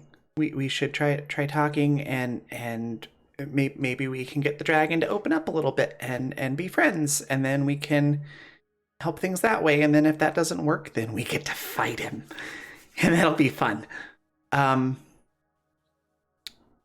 So maybe maybe if the conversation starts to go wrong, we could try hey, drink this. It's totally not poisoned. And then that would help with the fighting part. We can try. I don't know that they would fall for that. Dragons are usually pretty smart. I wouldn't literally say it's totally not poisoned. I was just, for effect. He doesn't seem like he's happy here from what we've heard. He seems like he's pretty angry and upset. So I still think we don't have to tell him that we can send him home, but we can offer to help get him home. And that may convince him. And then if he agrees, then we can show him that we're able to do it. That's a good point. And if he's like, no, I don't want to go home, well, then he doesn't know that we can do that. Mm-hmm. The element of surprise. well, a suggestion: don't say or do anything to imply that he might be weak. or that you pity him. Of course not. I mean, honestly, I might if it looks like we're about to fight, because then he will probably focus on me. So that might actually be a useful thing for us for like one of us to do. But I think maybe we aren't really using everything that we came here with. We do have a little bit of representative authority. We can say, well, if you really want this, you can talk to Oberon. He's over here. Rand needs all of that stuff. He can probably handle it. Oh, sort of a my dad can beat up your dad kind of thing, huh? I mean that, and also I'm definitely going to pull the I work for the hags card like I do every time. And dragons are really cool, but you can't really you can't kill a dragon, but you can also turn a dragon into like a carp. And I can only imagine that's not really pleasant. Hmm. Fair So, point. how would we sort of like a Garvin move? How would we out Garvin this dragon? I don't think that we do. But you mentioned turning him into a carp, and I was like, Oh no, that's the thing that the hags could do. oh, the hags can do. I was good. Yeah, Yeah. I don't know how to do the polymorph thing. I really should learn that. I think Yeah, you should. figuring out if he would like to leave first would be ideal, if he's willing to even hear us out at all.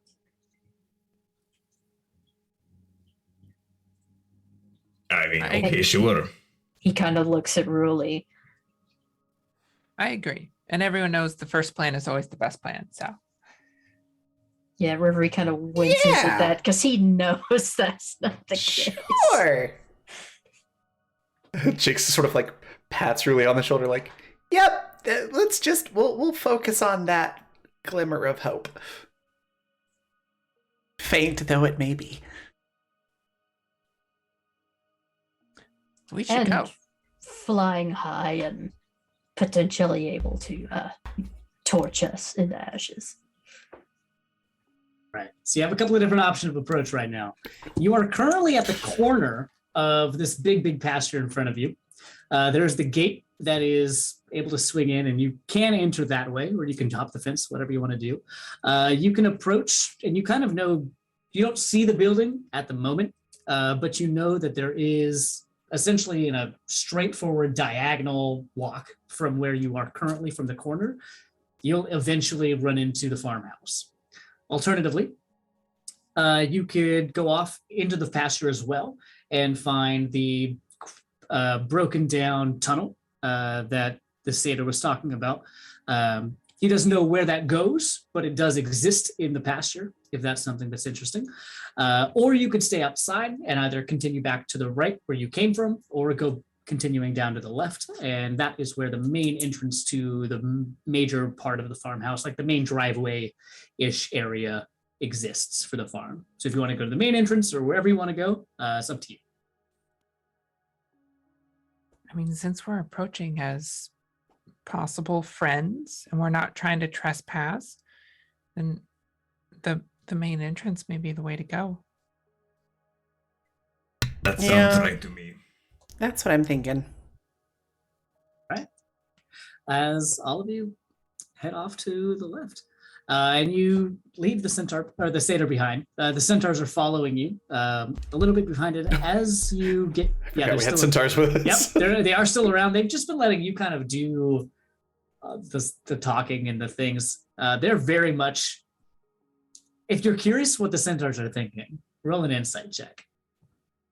I am curious, actually. I'm actually decent at insight. 20. 22. Okay,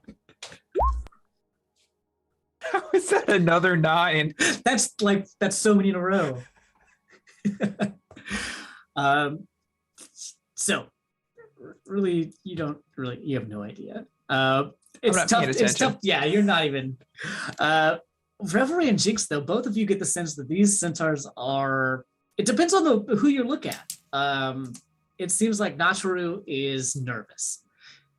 Very much, they do not like the situation that is happening right now. They do not think that the vibe that they're giving off is like, I know I'm definitely not in command and this is not my place to say my ideas out loud, but I am grabbing my weapon like really, really hard right now. So they are not having a blast. Ahalo has his bow ready, and he's looking up at the sky, trying to figure out where this thing's going to come from. You can tell that he's not as worried, but he is also not like the most confident right this second. Little Mess has no idea what's happening, and he is running around he's like not being subtle really, until you start to get a little bit closer, and Tess just gives him a look as he kind of dies down a little bit and gets a little bit more in line with everybody else. And Tess looks calm, ready to do whatever needs to be done, essentially, at this point.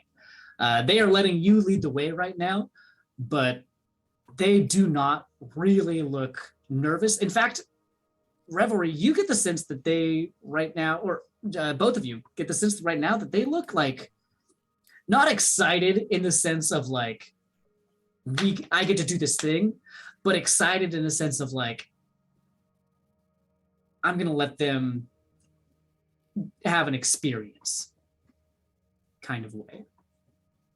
So Tess looks pretty chill right now. Everyone else looks a little bit nervous or excited or something like that. Okay. As this pasture just goes on for what seems like forever. It just goes and goes and goes. Before we get too close, Yeah.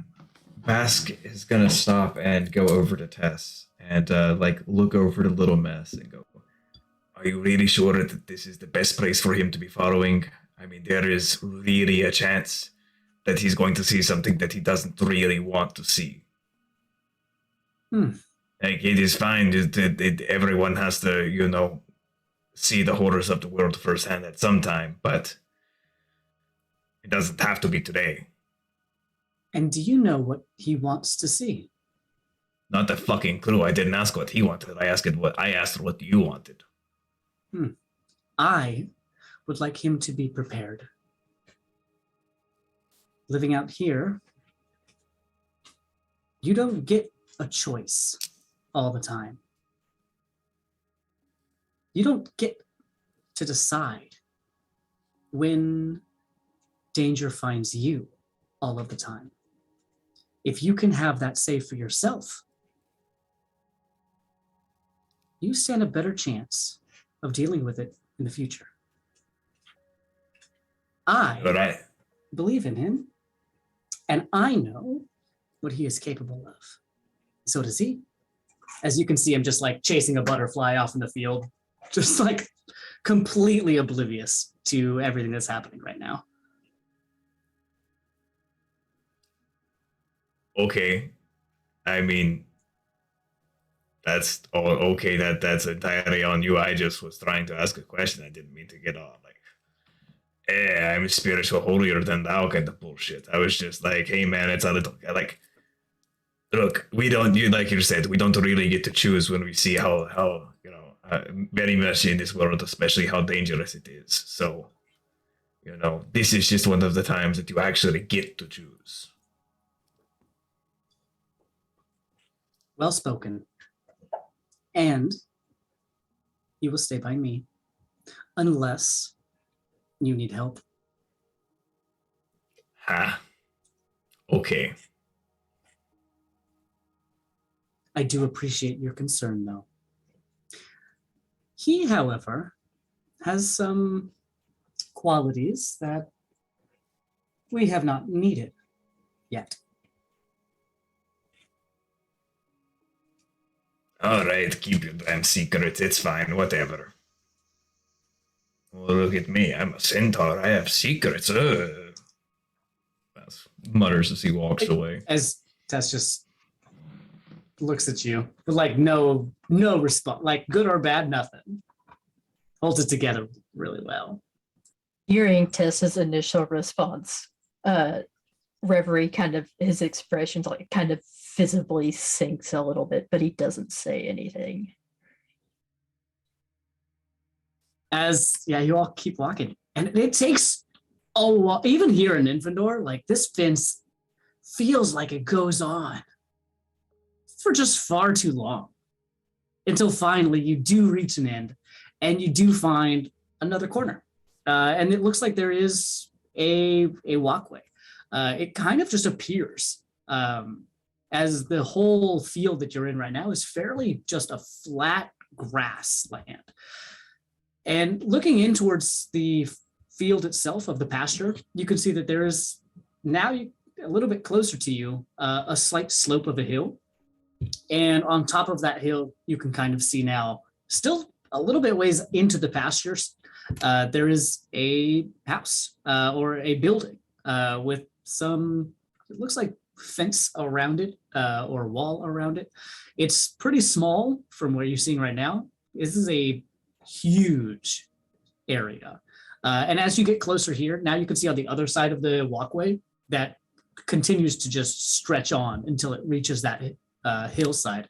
There's another pasture, and there's another herd of these really, really big animals. These ones, you all can think back to Jeffrey the giraffe. These ones are even grander, even bigger than that giraffe that you saw earlier. They still have these really, really long legs and neck, their tail, but they have these grand horns that are sticking off of the tops of their heads. And you can see them very clearly. Still not particularly close, but they are off in the distance in the secondary pasture as you turn to your left.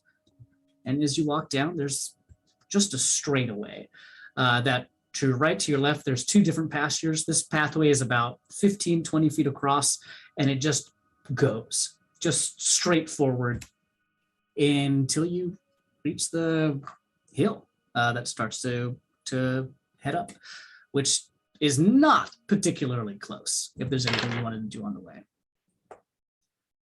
If not, as you reach up to this hill, there's no sign of really anything up here. As you reach this hillside, you can see that it starts to slope up, and there is a fence that is built around the side of this hill. And it looks like these walls these fences of barbed wire just go straight up and attach to this big wooden fence, as this gate is currently closed to you, sitting directly in front of you.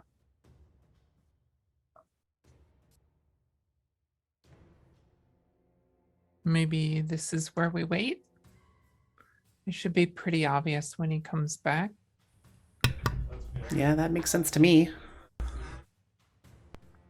Reverie has kind of tried to keep an eye on the dragon while they've walked, since he was actually able to see where it was.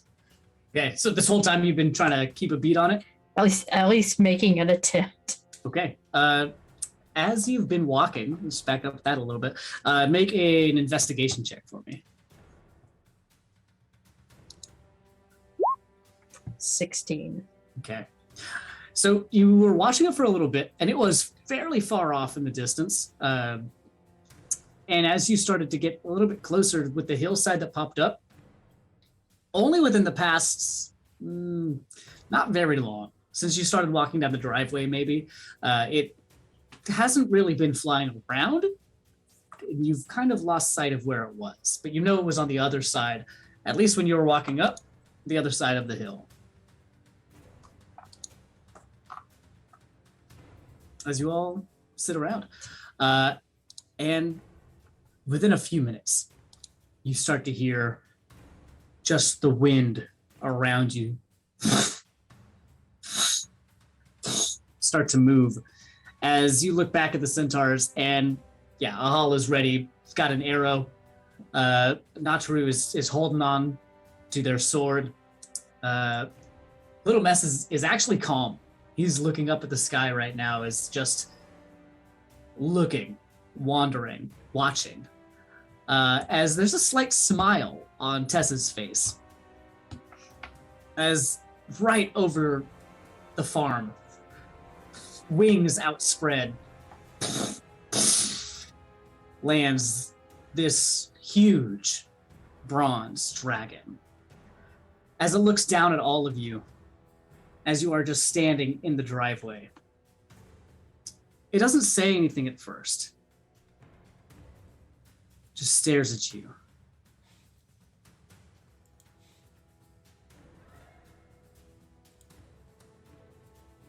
And it roars loud in the air. As it does, you feel your eardrums almost pop as it makes a scene right here. And you all brace as it looks down at all of you again.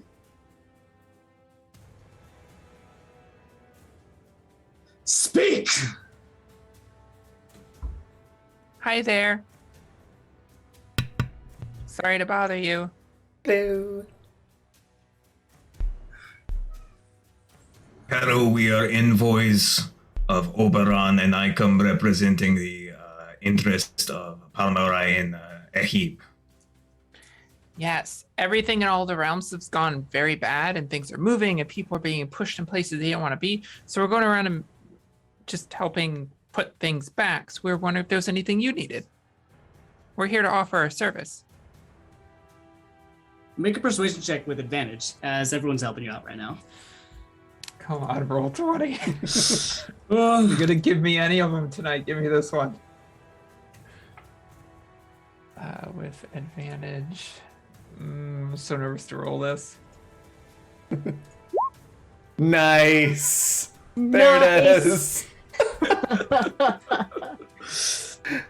As he looks down at you all and just very, very mad roars at all of you.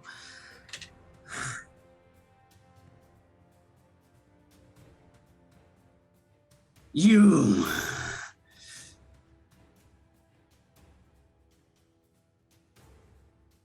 can offer what to me? It depends on what you need. We sometimes have access to things that are hard to come by.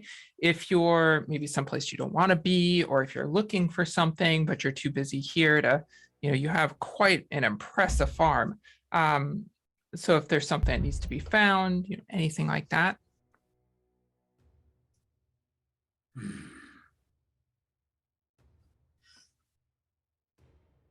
I have nothing I need to find.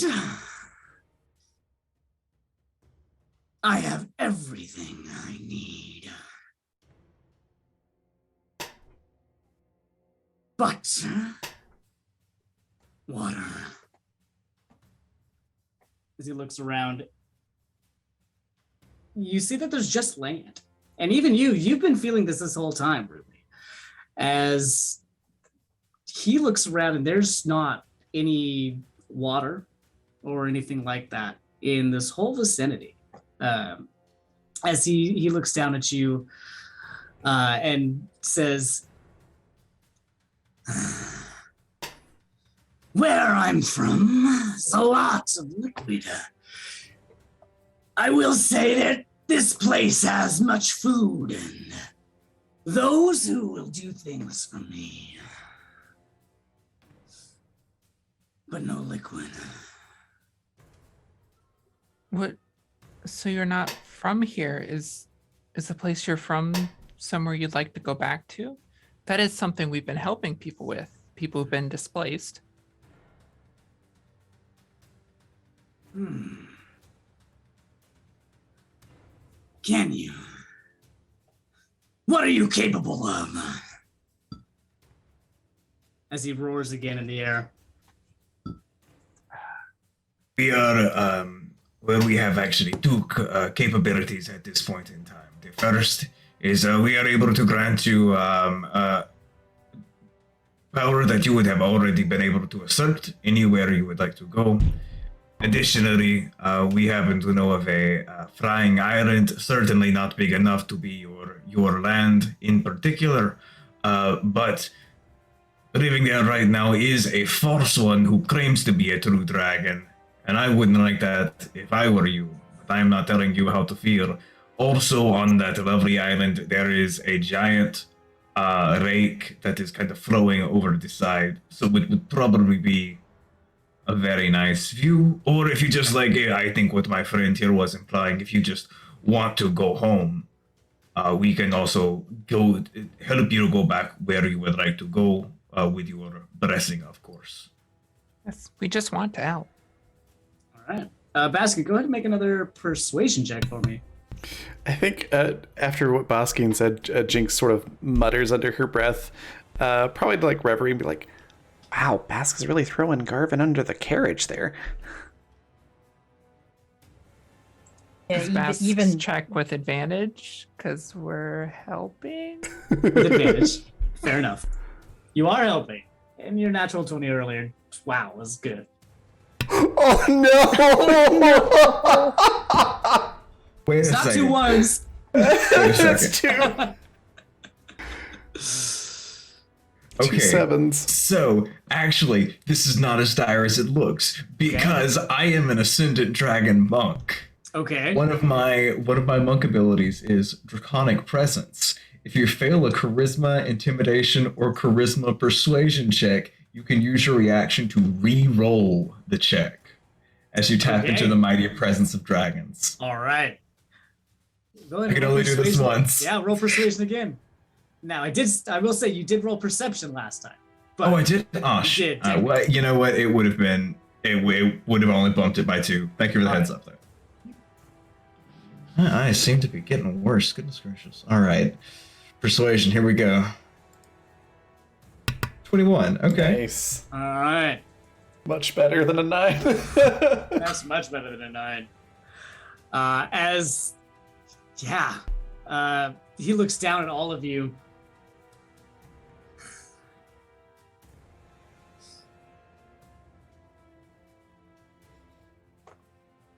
Can you send me back? Yes.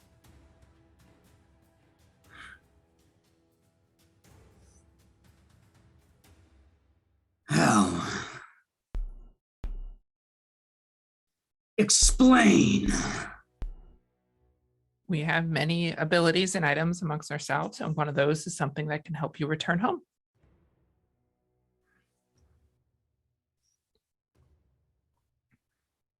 If this fails, I will eat every last one of you. Oh, we would expect no less. Tell you what, how about this safety measure?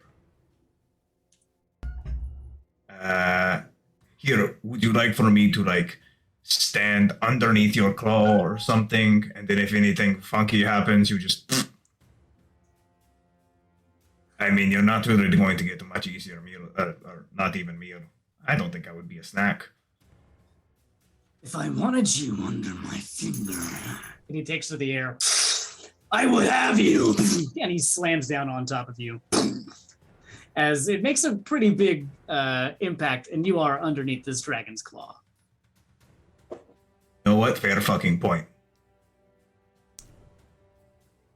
As with Baskin underneath the claw of this dragon right here, it is now within 5 feet of all of you as it looks down. But yes, we can help you. We have an item that can help you.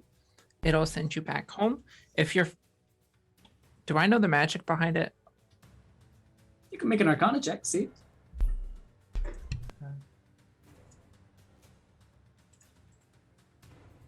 Not good at Arcana. Nope. Perfectly average. You know that things can bamf into other realms. You've done it yourself before. But this particular magic of hag magic and how that works is a little bit more unknown. Could I try that and chime in if I get more information? Sure. Because that is one of nat 20, 25. Awesome. So, as far as it being a hag magic question, it might be a little bit different than this spell normally works. But as long as there is, if there's another plane that this creature is from, it'll be, as long as the spell continuously casts for 1 minute, it will be permanently back in that realm for the foreseeable rest of its existence. If the spell fails within that minute, it bamps back to exactly where it started. So there is a time limit that it has to be held. Was there another question specifically? Jinx will just relay all that and like Okay. very detailed speak, Yeah. like uncharacteristically detailed and technical for Jinx. So you know, if it once it successfully bamps, it has to exist that way for at least a minute, Okay. and then as this thing looks down at all of you again, and it's again it's 5 feet from you.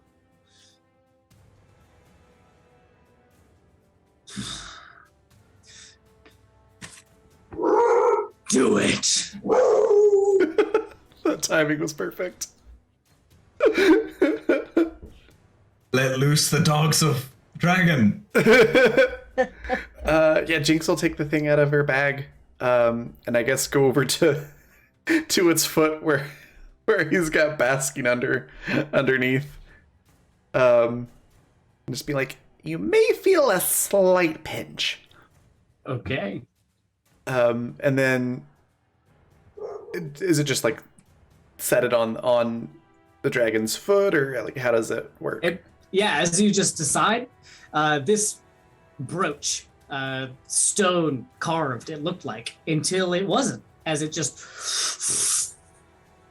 flies up and latches itself right at the nape of the dragon's neck as it bites down, as you hear him just roar in what must be pain. As you start to see these tendrils start to just wrap around the neck of this dragon and wrap up over its horns, and it isn't loving what's happening currently, but it is going along for the ride at the moment. Do I know enough about this to know if that's normal or not? You don't really know hag magic too much, but as it wraps around, the dragon is gone. Okay. So Jinx was going to say, don't worry, this is perfectly normal. It was just a matter of if it was going to be deception or persuasion. All it Okay. needed was to engulf the entirety of the neck. Okay. So we just wait 1 minute, make sure nothing happens. And Really It looking is- around. as a hollow even is like, what did you just do? Sent him home, like we said. We're just out here to help people.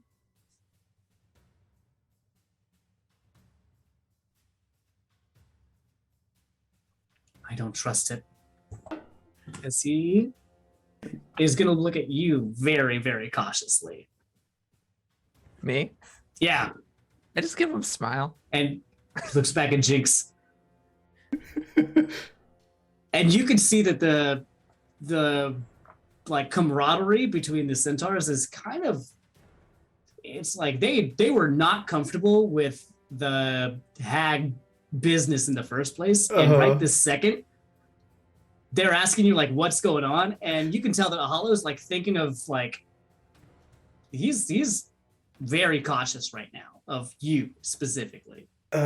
Jinx has like all of her fingers crossed and is counting down like, you know, whatever the Feywild equivalent of like 1 Mississippi, 2 Mississippi, 3 Mississippi would be. Reverie is tapping, like lightly tapping the end of his tail against the ground, like behind his back. Yeah, Doing the same thing. when the centaurs talk to Jinx, she's like, shh, you're gonna make me lose my count. As Naturo, who's been holding onto this blade, just like, you made this whole thing disappear. Yes, we sent him home to help him. He didn't like being here because there was no water. That was the problem. How? We have magic. You know we have magic. But You've that seen us didn't- fight things. I've seen you fight things, but that was not you. So Jinx takes a deep breath. Okay, I need to go over this again. And she goes like back into the very technical details of how that magic item works again. Do you explain that it is from the hag and all this stuff, or are you keeping that part secret still? Oh, that's a good point. Because you did not tell them anything about your. Jinx would not tell them explicitly that it's from the hag.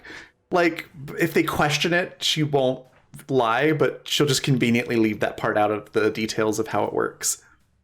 Have you seen adventures before? We have a lot of magic items that do different things. I've seen some pretty weird things in my time adventuring. As you see Little Mess in the back, just go, "Where'd the dragon go?" He went home. I wanted to fight a dragon. Reverie is kind of tempted to mention the thing about the hag wanting something on the farm, but he kind of looks to Ruli and is wondering if that pen pal ring is able to listen at all times.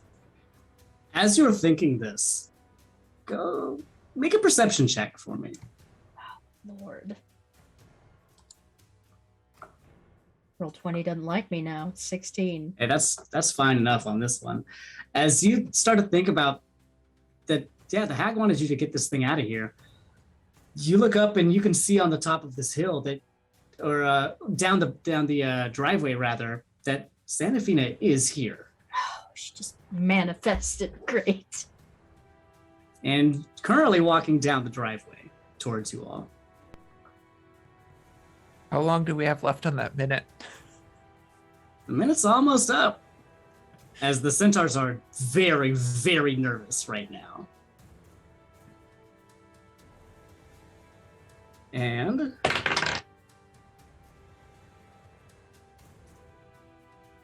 Ahalo almost looks like he's about to shoot at somebody. He doesn't know who to shoot at. He's very, very concerned right now. If you Reverie shoot at actually us, the points dragons- towards the hag. Reverie actually points towards Xanathina coming up the way. As he aims to there, and Xanathina goes, Like, not to shoot at her, but just to point out that she's there. "Oh well, he's That they're there, As like, soon as you not- point, he's pointing." And just immediately, not a good idea. Not a good idea. Don't do that. Hey, look, if you're going to shoot someone, it should probably be me. You saw the weird, thing I did. You would probably need, if we are in, fighting space, you would probably need to kill me before the others. So, point that bad boy my way. But why would you shoot any of us? We've been traveling together. We've been friends with you. But you disappeared that thing, that terror, and now what? She's here. Oh no, we're Temporarily. competent at our jobs. I know, right? Yes, but she. Well, Did you want to fight the dragon that bad? No, but This way, nobody got hurt, not even the dragon. It's the best case outcome.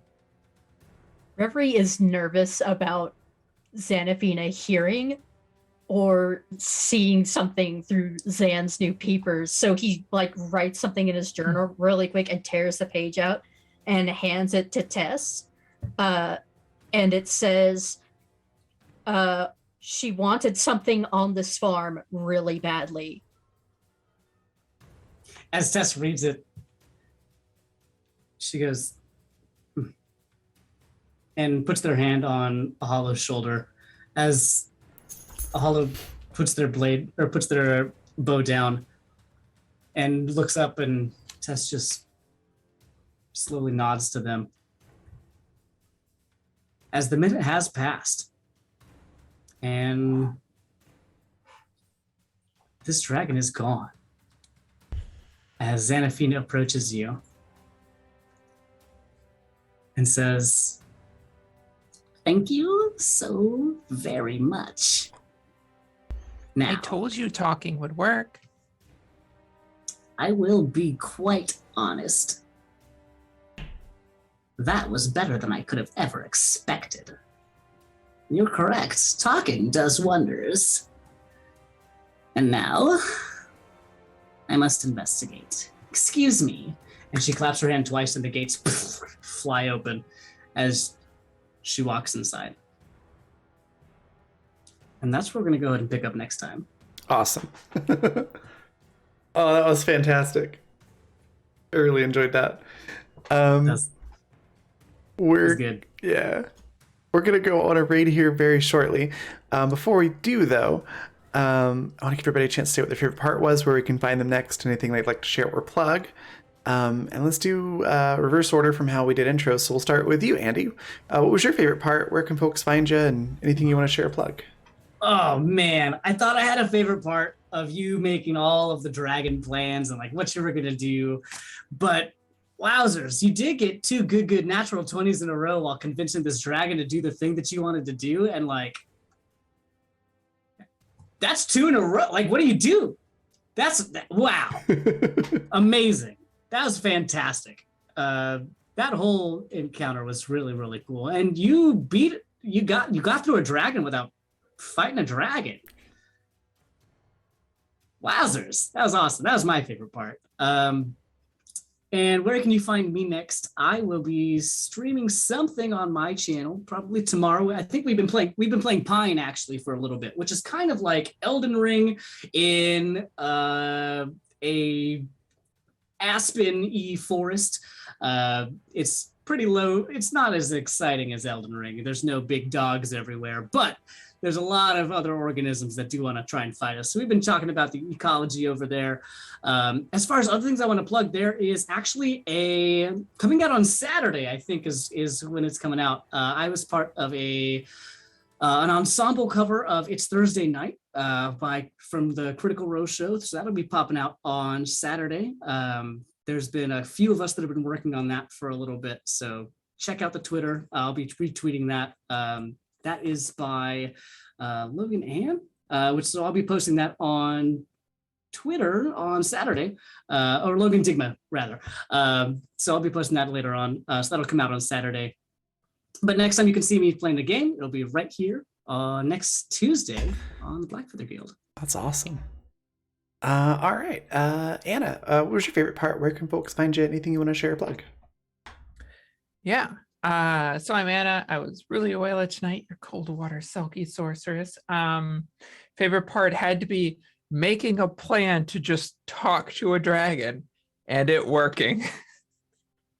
Not only that a plan went according to plan in D&D, but it was just talking to a dragon and it worked. That was awesome. As fun as it would have been to fight it, that was awesome. Yeah, I'm a queer and trans advocate, museum worker, and TTRPG streamer and podcaster. If any of that sounds interesting, you can find me on Twitter at Archival Despot. As far as where to find me, this week, Thursday night, you can find me over on the Lost Caravan playing some higher level D&D. That's going to be a lot of fun. Saturday at noon, I will be on Rafiki's channel, Greater Restoration. We are raising money for Extra Life. I'll be playing 5e again at noon. That's going to be a lot of fun. Sunday on Thorny Dryad's channel at noon as well. I'll be playing Masks. This is the first episode of our monthly Masks game. Really great cast for that that we've announced. We finished announcing. We've played through on a recorded session that went really awesome. It's going to be a series worth checking out.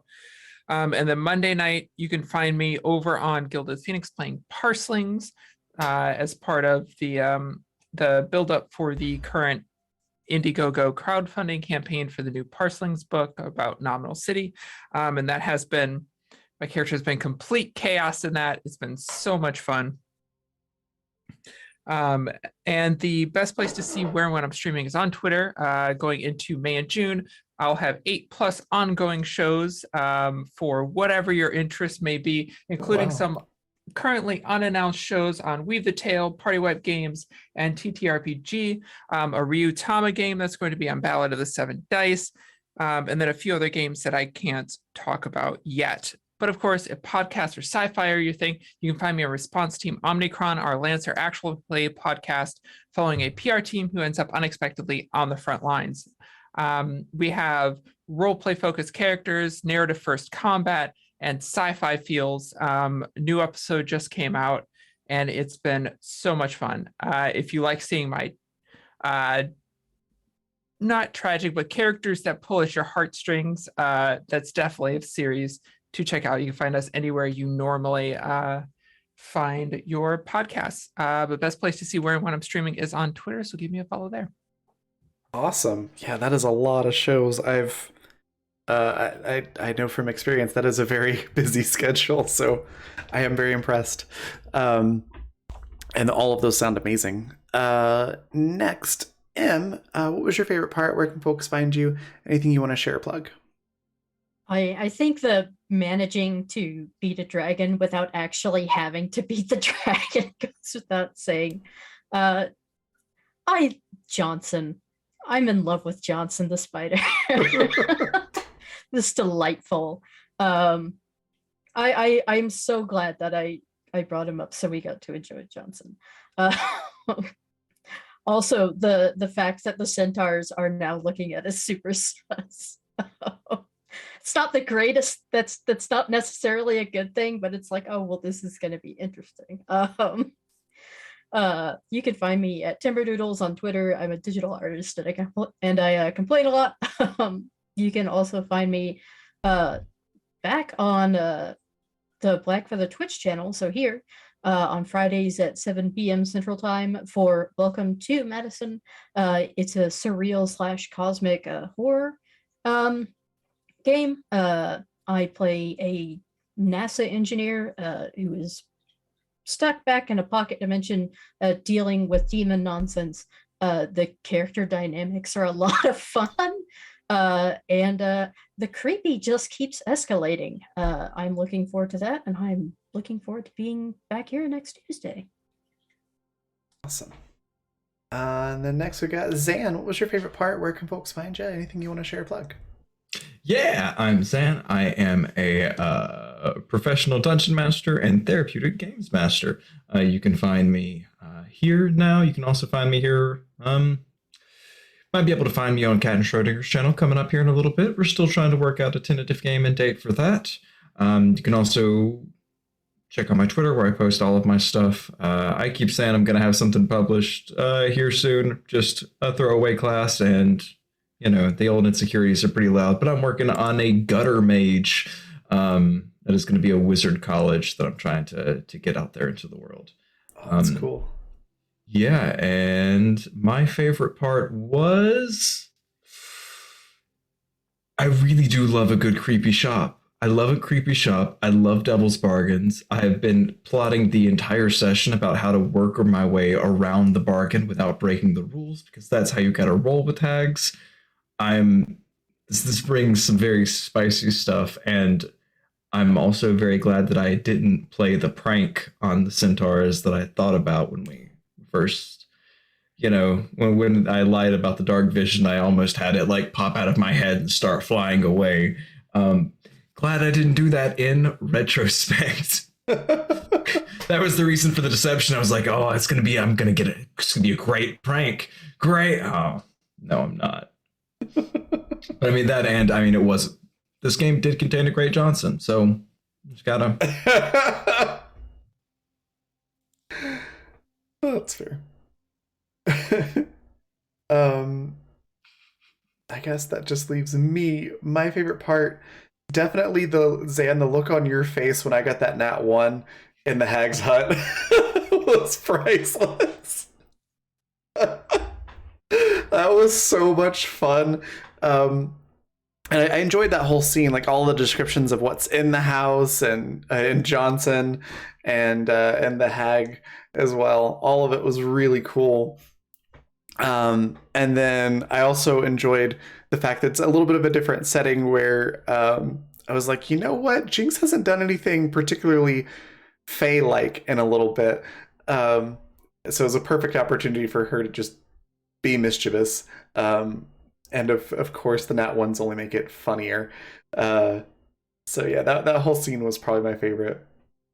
Where you can find me next, today's Tuesday, so it'll be Friday at noon Mountain Time, right back here for Avatar Before the Ice Melted, which is it's a really fun show. It's set about 10 years before Avatar: The Last Airbender, and last session they had to escape from a whole nest or horde, if you will, of spider vultures, which is a cross between a giant spider and a vulture, and it's as horrifying as it sounds. It was so much fun. So that's noon Mountain Time, and then right back here on Friday again at 6 p.m. Mountain Time for Welcome to Madison, where I'll be producing. So you won't actually see me, but you'll hear my voice a couple of times, and I'll be here in chat. And then, of course, Saturday, 6 p.m. Mountain Time, right back here, we've got Animus Absentus, where we've got some characters leaving the crew, and potentially new ones joining. It'll be interesting to see what exactly happens. So that's happening on Saturday. Other things to share or plug. I am working on a few different things that aren't really done enough yet to talk about. But my hope is also now that I'm done, fingers crossed, being sick, and I'm done with the move, to start production back on Water again, which is an underwater survival tabletop game that I've been working on for quite a while.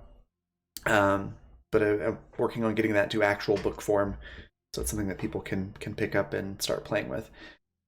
So hoping to start working on that again. So I'll have more details in the next coming weeks and months on that.